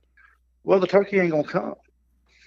He gonna just gobble right out of your life. You got to call to him, and you got to get that confidence to call. Man, I mean, if I have a turkey gobbling, and I know he's in the right mood, I'm gonna throw everything but the kitchen sink at him. Mhm. And then as he gets closer, I'm gonna calm everything down and get it soft. Sometimes I don't call at all, but I'm getting that turkey to move toward me. And if you gotta and Lord knows I couldn't win a championship on a stage, but I can kill turkeys.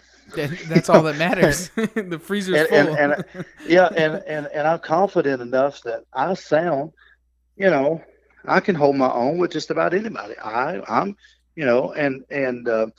could I get better? Sure. Do I try to improve on calling? You bet. Do I try to learn different sounds every year on a mouth call? Sure. I've been doing it for years, and I ain't learned everything, and I'm still learning because we all are.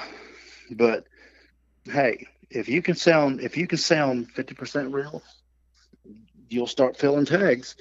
And when you got to get that confidence up though. And that's what a lot of people have trouble with. And so they get out there and they won't call. Or they come up with these excuses like, you hear all these excuses that people have about why the turkeys ain't, working right. They're call shy, and I don't believe in call shy. And that's been a big thing on my channel is some people don't like it because, their granddaddy and their daddy told them, turkeys get call shy. That don't even make no sense. And if you think about it, it don't even make no sense they're call shy. Like they know that's a call. Like they know that's Harry over there on public land calling to them. It's like, no, they're not call shy. They're people shy. Yep. They see movement. They see heads bobbing. They see people walking across open fields. They see people walking on ridge tops. They see something that's not call shy. Every turkey call that's half decent sounds like a turkey, and they hear turkeys every day. But they get to this mental thing towards an excuse that's, well, you don't want to call them turkeys. And it's just not true. Yeah, because in my opinion. Every day the hen calls to them. So Sure. So what is call shy at that point? Yeah, because 300 every single day of the year, turkeys are hearing other turkeys. Some sound bad, some sound good. I've heard some crazy sounding hens that sounded like a hunter, but it was an actual hen. And so they hear sounds every single day. One of the stories I like to say in my seminars about call shy when I do seminars, I tell it's a true story. And I was in he was talking about Virginia. I was up in Central Virginia one year and turkey hunting, and of course I'm from the southwest part, but I went up to this place. Beautiful place, 300 acres. Nobody turkey hunted but this one old guy. It was the brother of the guy that owned the property. And he told me, he's like, now my brother's going to be in here, but he's got a little shooting house down here. He sets in.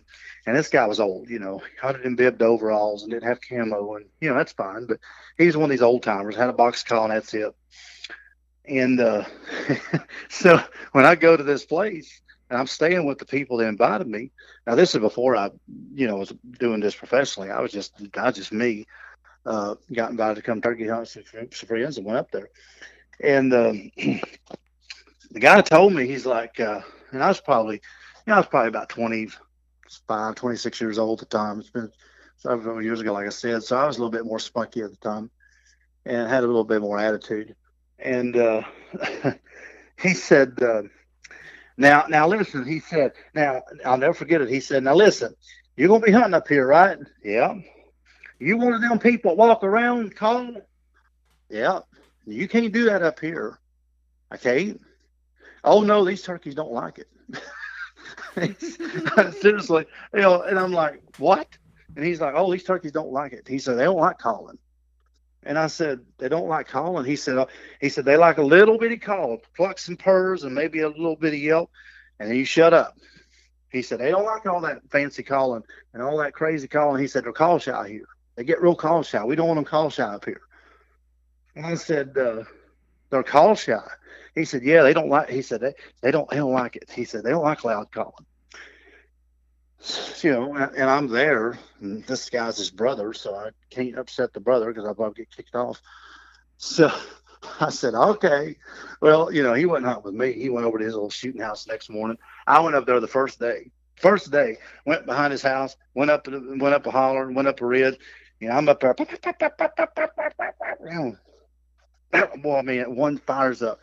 About 8:30 that morning, I get on this hard gobbling turkey. I mean, and I'm up there just doing what I do, just throwing everything at him, cutting and yelping, and he's just getting all fired up. Comes in 25 yards. He gets a bunch of pellets up his head. So I pack the turkey out, and so I come back to the house. He's already back at the house at his brother's house where I stay in. I throw the turkey on the porch. Oh man, you got one? Yeah. He said, yep, yeah, got one. Yep. Yeah, he said, well, that's great. He said, where'd you get him at? I said, back there in the hall. You know, like I was going to tell him. Yeah, right. And so, yeah, I said, yeah, he's back there. He said, oh, yeah. He said, he come in on you? I said, yeah, he came in. But I never said nothing. You know, he just, you know. Well, 2 days later, I said, the next day, 2 days later, he's back at his little shooting house, and I go back up in there. I'm cutting and running and cutting and running. I mean, they're just gobbling, you know. Another one comes in, 30 yards, sticks his head up, gobble his head off, rolled him, come back out, throw the turkey on the porch. He said, you got another one? Wow, man, that's awesome. He said, you must have a lucky horseshoe in your pocket or something like that. And so I just had to say it. I couldn't help it. I had to. I said, you know, the funny, and I said it with such a straight face. I said, the funniest thing happened. You know what that is about both these turkeys I've killed? I said, the funniest thing happened. He said, what's that? This is the brother that hunted. I said, you said these turkeys up here were call shy. They didn't like calling. Oh, yeah, they don't like calling. And I'll never forget it. He looked, he said, oh, yeah, they don't like. And I looked and I said, well, you know what? Both these turkeys, I throwed everything I could at them, cutted, running. So kill both of them. I said, it's funny. They must have forgot the memo. They were call shy. And he just gave me the sternest look, like, oh, you know, you just got lucky. I said, no. And I tried to help the guy. I said, they ain't call shy. There ain't no such thing. And I was saying this years ago. Right. Because it just didn't make no sense to me. And he said, oh, they know calls. And I said, so you saying that they know a turkey call between a real hook? I said, no, they don't. They don't, you know. It's all a mental thing. And so when you go out there believing that, you ain't going to call as much, right? Yeah. And if you don't call as much, you ain't going to get one fired up. You ain't going to get him in. Unless you're hunting an open field or something. He's just out there feeding. You might get lucky, but you're not going to get these turkeys fired up and come in. So it's just pretty much a wasted. I mean, I don't know what you're doing. You're just deer hunting. I wish that works sometimes, but if you're really going to get into the art of turkey hunting, you got to call. And you got to make those mistakes. And you got to make, and sometimes you're going to make it. You're going to overcall sometimes. I mean, you know, but you learn. And every turkey hunt is a learning experience. But yeah, the call shy thing, you know, you get that at seminars a lot. They'll say, oh, you know, we call shy turkeys. I'm like, don't come around here with this call shy stuff. Or you hear so many of these excuses, like turkeys won't come down a hill. And I don't know who come up with that myth. Or, you know, don't cluck and purr together. It's a scare, you know, it's a sign of or scared, nervous. I'm going, well, I've been clucking and purring together for years and killed I don't know how many turkeys, and they ain't never run away from me, you know. You know, or there's just so many things that people get in their head that you can't kill turkeys with a face mask. I get that one. Sometimes they'll see a video of me and I don't have a face mask on. They'll say, why don't you hunt the face mask? I don't like it because it smothers me, one, but I do wear one sometimes when I think of it, and I don't leave it in the truck. But if I shot that turkey, the first one, the second one I had a face mask on, but last week the first one I had no face mask on, left it in the truck. Guess what? I pulled my cap down a little bit over my eyes and didn't move, and guess what? Let him Come have in. it. They didn't have it. I mean, there's just a lot of things that we get in our heads that we got to have that we really don't. It's about sitting still and getting the right setup. If you got the right setup, you don't have to have camo.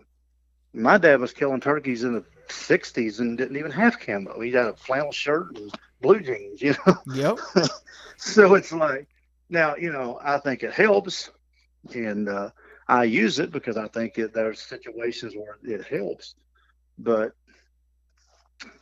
all this stuff is not even important if you don't get on a call and you don't have the right setup and you're not around turkeys and you're hunting a property where there's not a lot of turkeys at, and you're maybe hearing one turkey every week. Well, it's time to go do something. I ain't gonna sit someplace where there ain't no turkeys around. No. Turkey season. I'll hunt public land. I'll drive 2 hours if I have to hunt public. If I have nothing on private, I'll go somewhere. You're gonna find turkeys. I'm gonna find them. Yep. I'm not gonna sit there and just. I'm not gonna sit there and waste the whole season. Turkeys was here a couple years ago. I don't know what's wrong with them today. Well, they ain't here. Move on. You only got a few short days to do this, right? Yeah. And that's what happened to us in Virginia. I mean, we thought we were doing something wrong. We thought, we didn't know what was going on. We put over 60 miles on our feet in 7 days. Man. I mean, we just hiked and hiked. And you've haunted the terrain. It's miles. And that's real miles because everything's a hill. Everything's a mountain. There ain't it's not easy terrain, but you have to move. You got to get on your feet and you got to find the birds and find those birds that are active.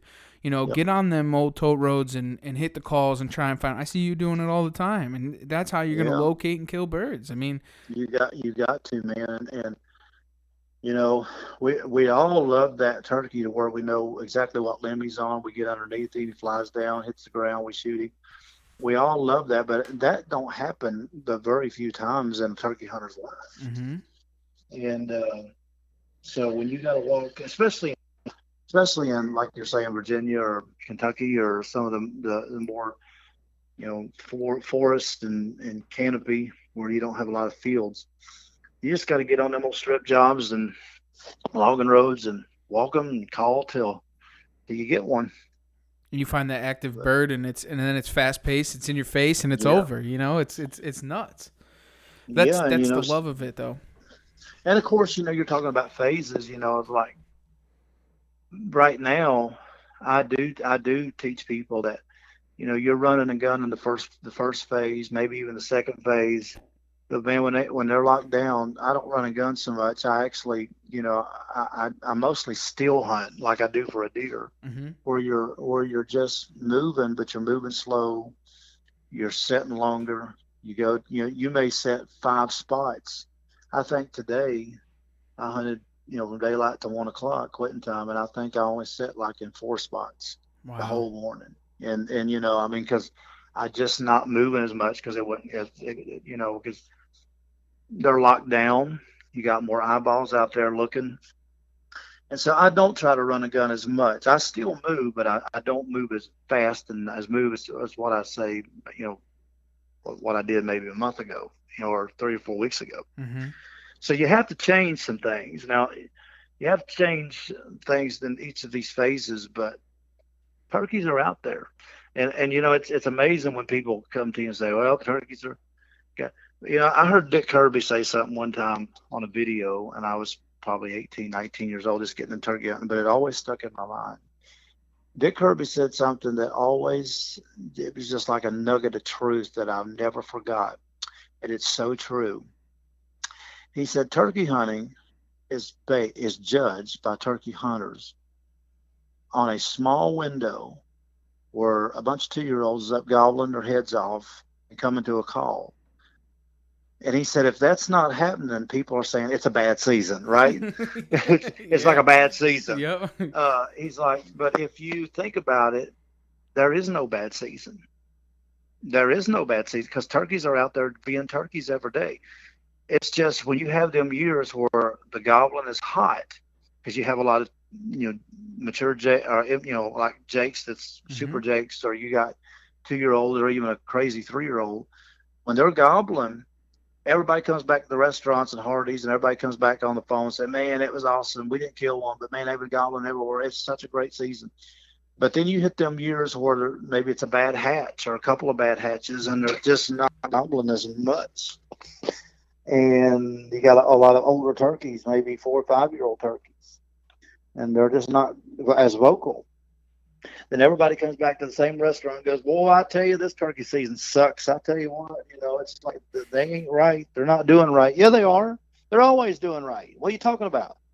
They don't change. They're just turkeys, right? Yeah. If they weren't doing what they were supposed to, you wouldn't kill a turkey. Right, and you got to adjust. You got to adjust to be able to kill them. And when they ain't gobbling, you got to figure out how to kill them when they ain't gobbling. And I mean, that's why I'm not a huge fall hunter. I mean, I used to a lot. I've kind of got away from it more. It's a shame because fall turkey season. If your state has a fall turkey season, man, you get such an education on how to hunt turkeys when they ain't gobbling. And if you can go out and religiously kill gobblers in the fall, man, you're going to be death on them in the spring. Because that's why a lot of like my dad, for instance, back when he started turkey hunting, it wasn't a spring season; it was a fall season. They didn't even have a spring season; it was all fall hunting. And so they had to learn how to hunt turkeys with, very little or no gobbling. But when they found the sign, they found the woodsmanship. They learned how to gobble or yelp. They call turkeys in. Molex calls doing this. When they could go out and kill turkeys in the fall every year, come spring season, it didn't matter if they gobbled or not. You know what I'm saying? You're going to find them and kill them. Yeah, I mean, it doesn't matter because they know how to kill them. They know how to kill them when they gobble. So I've always said that a good fall hunter will make a superb spring hunter because he knows how to hunt turkeys by their sign. When turkeys ain't gobbling, because I get that question all the time, what do you do when turkeys don't gobble? You go kill them. Yeah. Well, duh. But I mean, how do you do it? Well, stop looking around for one. When you walk through the woods, don't be looking around like in front of you. Look on the ground. Stop looking around and look on the ground, and start finding where turkeys have been.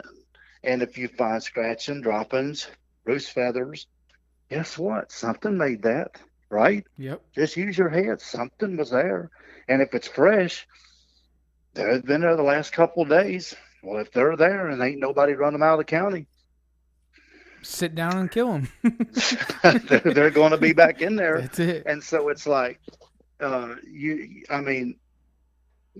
can kill turkeys when they don't say a thing. I've done it, man. I've called in a bunch of turkeys that never opened their mouth. I just sat there and called, set over sign, set over on a maybe a field edge where I just know turkeys coming there anyway, whether it's hunting season or not. You sit there and you sit on a ridge where turkeys just love to get up and strut. I've got a place in Virginia.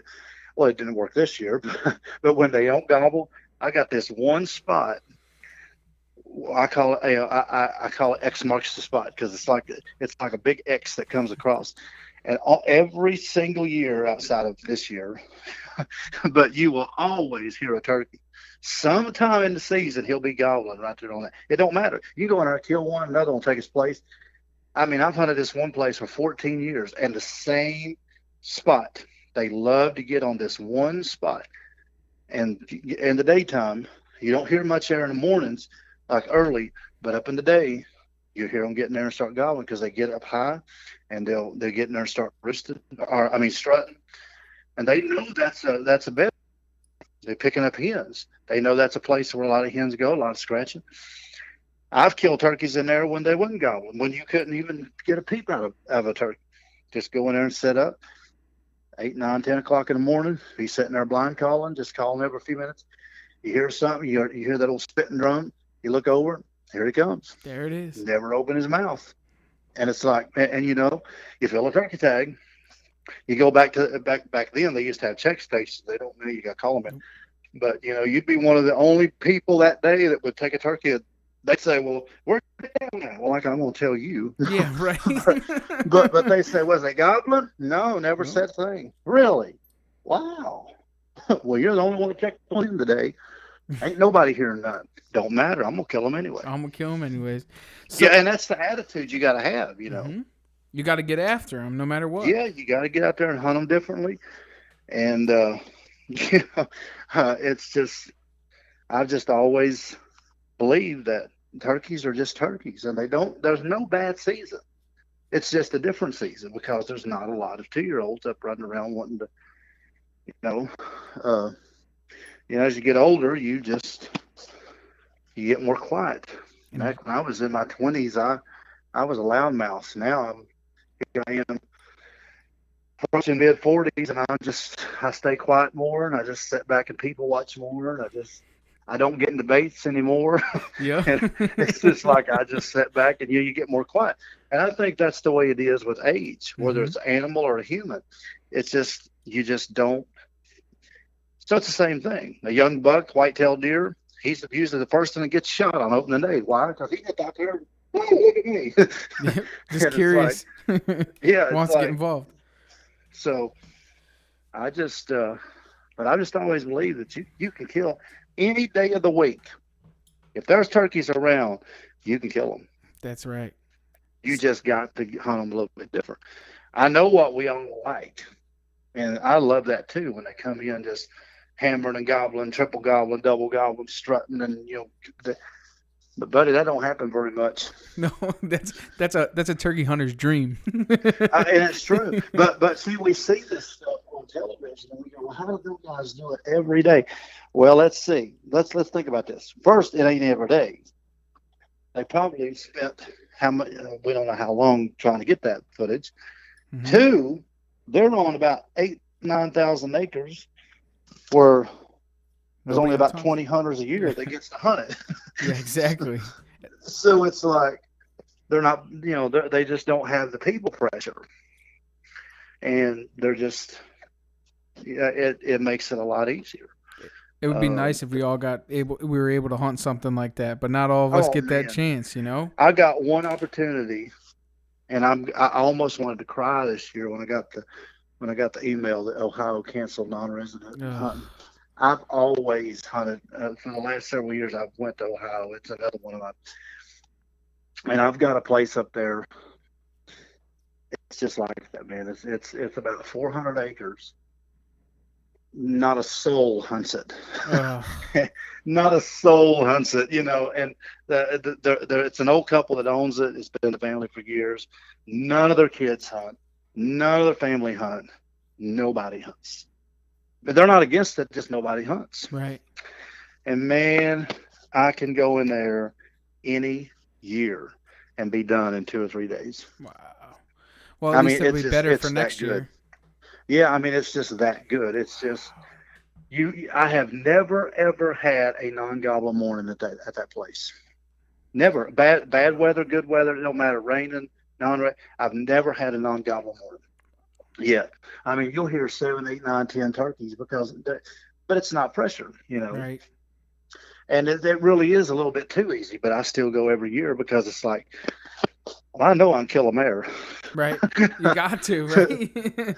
But it's like this year, man, oh God, it's about broke my heart. I'm going, oh, That's but I hope that this don't carry on into deer season. No, I pray that it doesn't, honestly. That's one of my biggest fears, that it doesn't come back during deer season. Or next turkey season. Yeah, I agree. And what everybody has their opinions on it, what's real, what ain't. Mm-hmm. I've got my own opinions, and they're pretty strong feelings. But despite what you might believe, if it's the worst thing that's ever happened to this nation or not, the truth is, I think, in my opinion, that we've the virus to be the cure to be worse than the virus. Mm-hmm. And we've cost a lot of people a lot of jobs. and we've cost, in a lot of ways, a lot of our freedoms. And I'm afraid we'll not get them back if we don't do something. I agree with you. And I pray that that's not the case, but I also hope that this ain't one of the things that they use to control people every single turkey season either. Yeah. It's like, man, this has really hurt me. I mean, usually, I'm hunting 7-8 states a year, and this year, it's just, I'm lucky. I've hunted Alabama, Virginia, Missouri now. I'm thinking about maybe squeezing in next weekend in Oklahoma if I can go, and maybe get a new state I've never hunted. I'm going to try to go to Wisconsin maybe in a couple of weeks. Wisconsin has some really big birds up there. Yeah, that's what they say. I've always wanted to hunt Wisconsin, and it's only it's only about a 5-hour trip for me from where I'm at, Missouri. So I'm like, heck, I'd go a lot further than that to turkey hunt. So. That's right. And their season goes all the way to May 31st. So get a lot of phase. And they got a lot of tags. You get a turkey a day. As long as they got tags, you can just keep buying them. Yeah, over the counter. Yeah, so it's like, really? I go up there for 7 days, kill 7 turkeys. I'm going, yeah, that sounds good to me. Sounds like a plan. Let's go. Sounds like a plan. Yep. But I may try to head up there and close the season out. But it's been tough this year. And I don't think the turkey hunting's been tough. It's just what everything's going through, the nation's going through. Hotels are, so strict now. There's just so much stuff it's put a hurt on traveling turkey hunters. It really has. States are shut down, and boy, I don't know. I hope this is not the way it's going to be next year, because it's not going to be good for us. No. Yeah, it has. But you just got to make the best of a bad situation and stay positive. Yeah. And I don't know, like Missouri here, this is the first year. I don't even hunt Missouri a lot anymore. I don't even hunt much here anymore. And I live here because I just don't have any good places to hunt. And I live close enough to St. Louis. I don't live in St. Louis or close, but I live close enough where all the city guys come up. Oh, okay. And they flood the public land, you know. And so public land just sucks around here where I'm at, and you have to go like 2 or 3 hours to get on a good piece of public. This morning I was on public, and it's the best I found so far around here, and I've always heard turkeys in there, but so far I haven't killed one in there, but I haven't hunted it very much. I think today's like the 4th time I've ever been in there. Wow. So I believe if I stay in there long enough though and learn it, I believe I'll squeeze one out of there.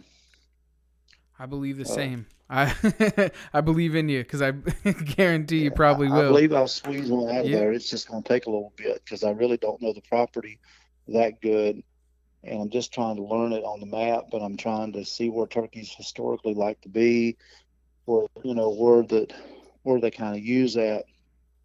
But it don't seem like it gets a lot of pressure like everything else.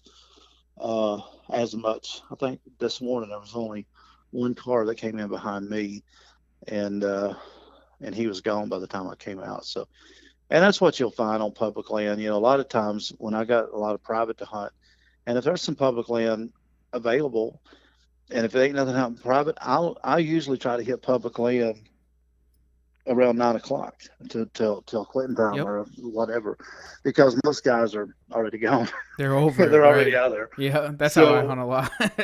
Yeah, so they're already gone. Yep. But I now that's all I've got to hunt here is public land, unless somebody is nice enough to say, "Hey man, come on, I've got some good private, and we're tagged out, and you just come on hunt." I'm waiting for that. I'm waiting for that invitation every day. It'll come. It'll come. Yet, but I'm waiting. And it's like it could come from this podcast, Matt. You never know. Yeah, it could. And I'd love to come to Connecticut if y'all could hook me up. Hey, you're more than welcome up here anytime. I would love to come to Connecticut and maybe hit some. Like I said, I'm going to do that. I'd like to get up and My goal is to kill the U.S. lamb. I just feel like it's something I'd like to do. So far, I've got 13 Mm-hmm. states. So, Wow. you don't do that in just a few. It takes it Time. takes several years to do it. And you're more But than welcome here in Connecticut, and I know we have some connections up north also, Maine, Vermont, so on and so yeah, forth. So whenever you're ready and you want to that would do be it, you just great, get a hold of me, and we'll man. That would definitely be make that awesome. happen. I I would would. I'll go film for you. How's that? All right, no charge. I'll just go film for you. Well, you know, if you could, if you can just have to deal with the hopefully next year won't be 11 days of nonsense, Yep. but if you can deal with them hard, I'll try to come in phase 5 or phase 4 when 4. it's just good. Yep. That's the when best. Oh man, that's when I love to hunt. And but I guess if I could say anything as far as uh, education wise, just get out and learn turkeys. Mm-hmm. Learn turkeys, and you'll be a better turkey hunter. Don't look at your favorite hunting personality. Don't look at oh man, so and so is a great turkey hunter. He's not with you. He's not out there holding your hand. He's not, his little advice, even me, I can't be with you holding you. You got to learn turkeys. Take what you learn from other guys and apply it. That's fine, but that's never going to be the greatest teacher. The greatest teacher is going to be them turkeys. Yep. And we You got know. one question here on the outdoor Okay. drive, and it's the ending segment for us. But it's Okay. what drives you outdoors? Oh man, it's a release that nothing else will give you. I've never been on drugs. I don't even know what it's like. I've never been on alcohol. I've never been on any kind of bad habits or nothing like that. So I don't know what that's like. And but I can tell you this: I don't want to know what it's like because I don't know something affected my mind.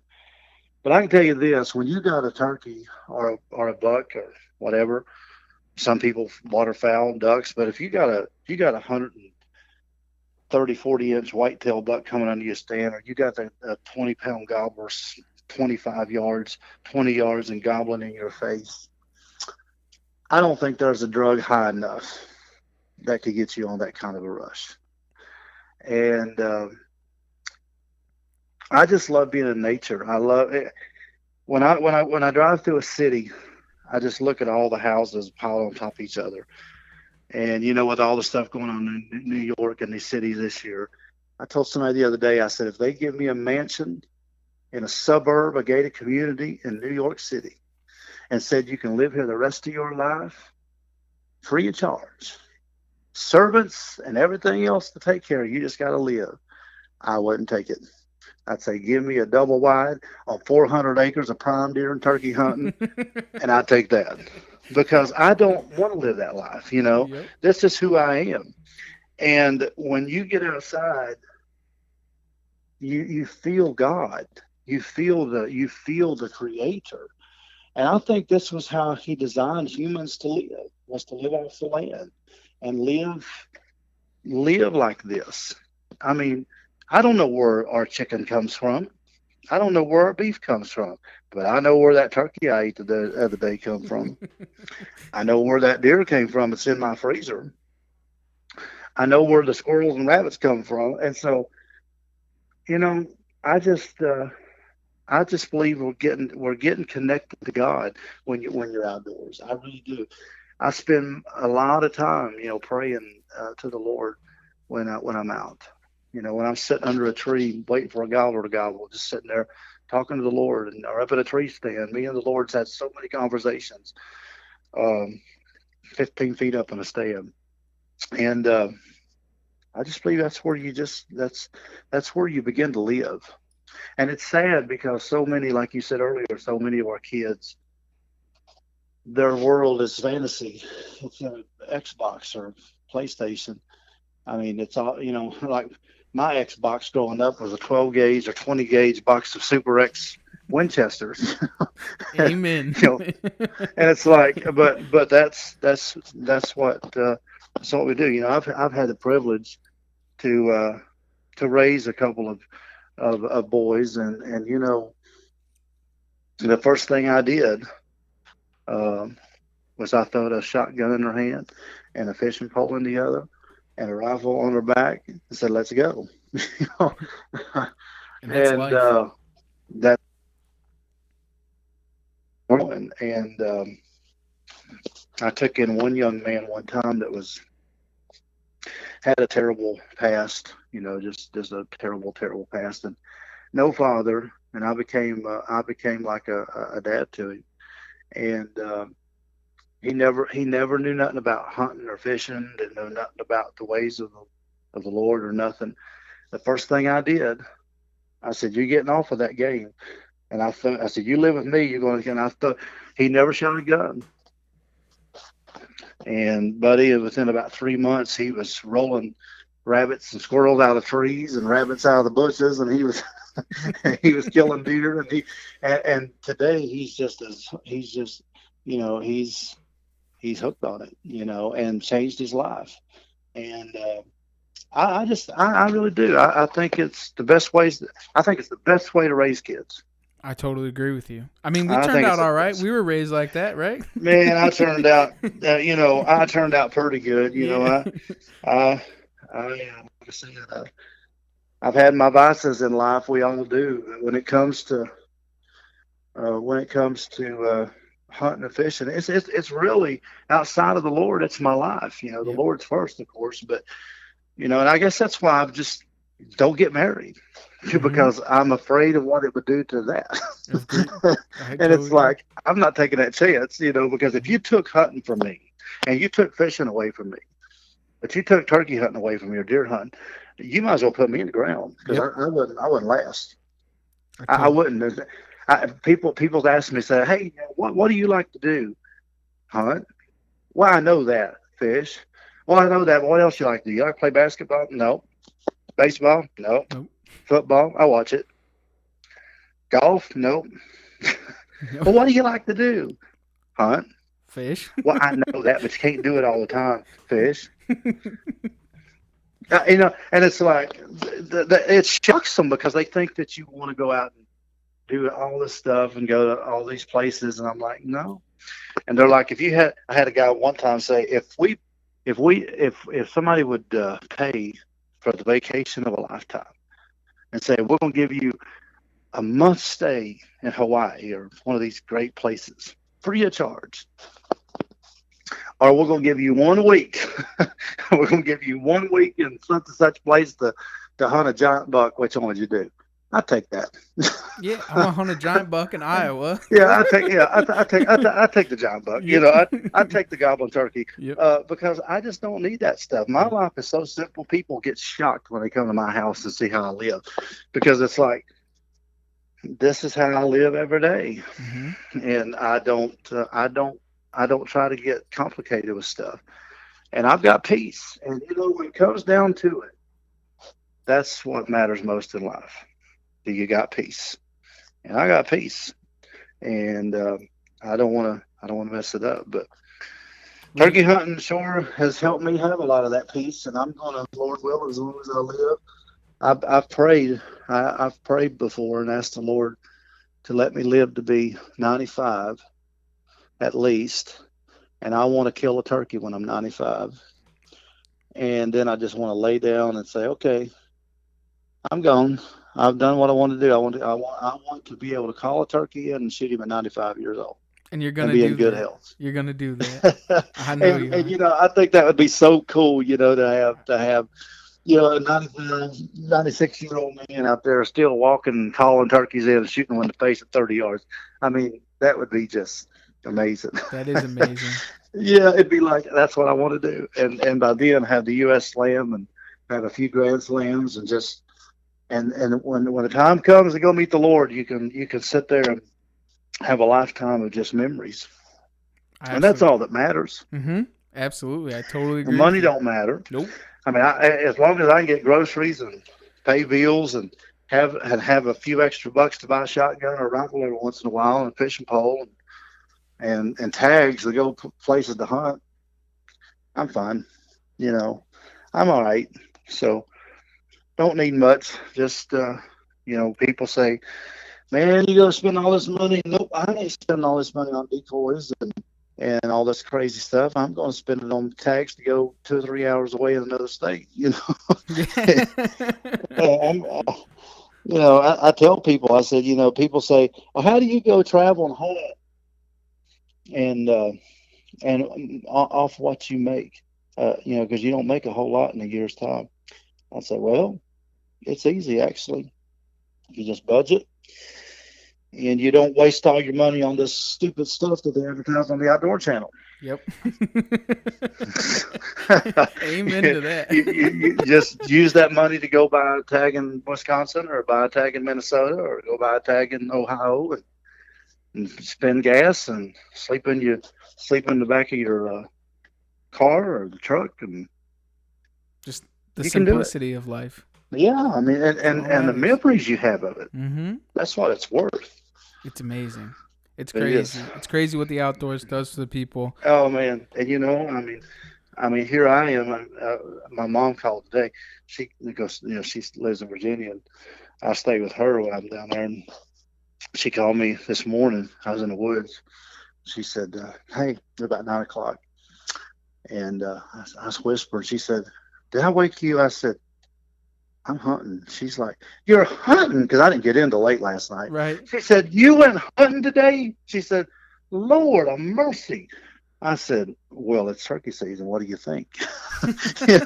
I rolled in here late last night, unpacked, laid down about 1 o'clock in the morning, got up at 4 o'clock, hunted to 1, and I'm going to go to bed here in a couple hours and get up and do it all over again and do it till about May the 27th or 28th. Yeah, I mean, because that's life. That is my life. And I don't apologize for it. Nope. I think that's why so many people, I think when it comes down to it, they'll listen to a guy that's got that kind of a passion for it because they know he's not going to screw them and he's not just out there to get their money, Mm-hmm. And I hope that's what people see. But I just invite everybody to come over to DellOutdoors.com, my website, or Dell Outdoors on YouTube. If you want to learn how to hunt these old gobbler birds, I'm sure there's somebody better than me, but I've got a pretty good record, I reckon. So I think I can speak from experience, and just come over and learn something. And I want to see all your viewers have the same success I have over the years. Absolutely, and make sure to subscribe and check them out. And subscribe, yeah, we need subscribers. And if you want, I got a signature series box call with Spring Beaver Custom Calls. Just go on the website, springbeavercustomcalls.com. Of course, they can't keep them. I mean, they make them so fast and they sell out within a day. So you just got to keep checking people's all. I mean, I'm amazed at how they've sold. I mean, when they first come to me about it, I actually think I said to the owner, I said, "Ain't nobody gonna buy a call with my name on it. Like, I ain't no famous person." And they're like, "I believe it sell." And I'm like, I'm just a little YouTuber. And honestly, we've sold them. I don't even know how many states that's got them now. Wow. I mean, awesome. it's crazy. I mean, it's shocked me how they've sold, and everybody has had 100% feedback. I have not had one negative feedback on it. Some say it's the best box call they've ever had in their hand. But I designed it the way it's designed because that's what I like, and it's what works for you. Yeah, and so I'm starting to get pictures every day of people with my call, with a big old turkey, and that's kind of shocking, It's kind of like it is, but I'm glad people's having success with it. So if you want one, just go over and check it out. And if they don't have it, it's sold out. Just keep checking. They'll have one eventually. Absolutely. You'll get an autographed picture of me with it. Whoa, now it's worth it. You'll get an autographed picture of me with it, and you can use it for target practice, I guess. All right. Patting the old shotgun then. Well, Matt, Yeah. we thank you for coming on and everything that you do Sure. from year to year and teaching everybody and the education of killing big gobblers. And we really hope that you're successful in taking over the deer part of it and everything that you Sure. do. And we thank you for taking the drive right here on the Outdoor Well, Drive. Thank you.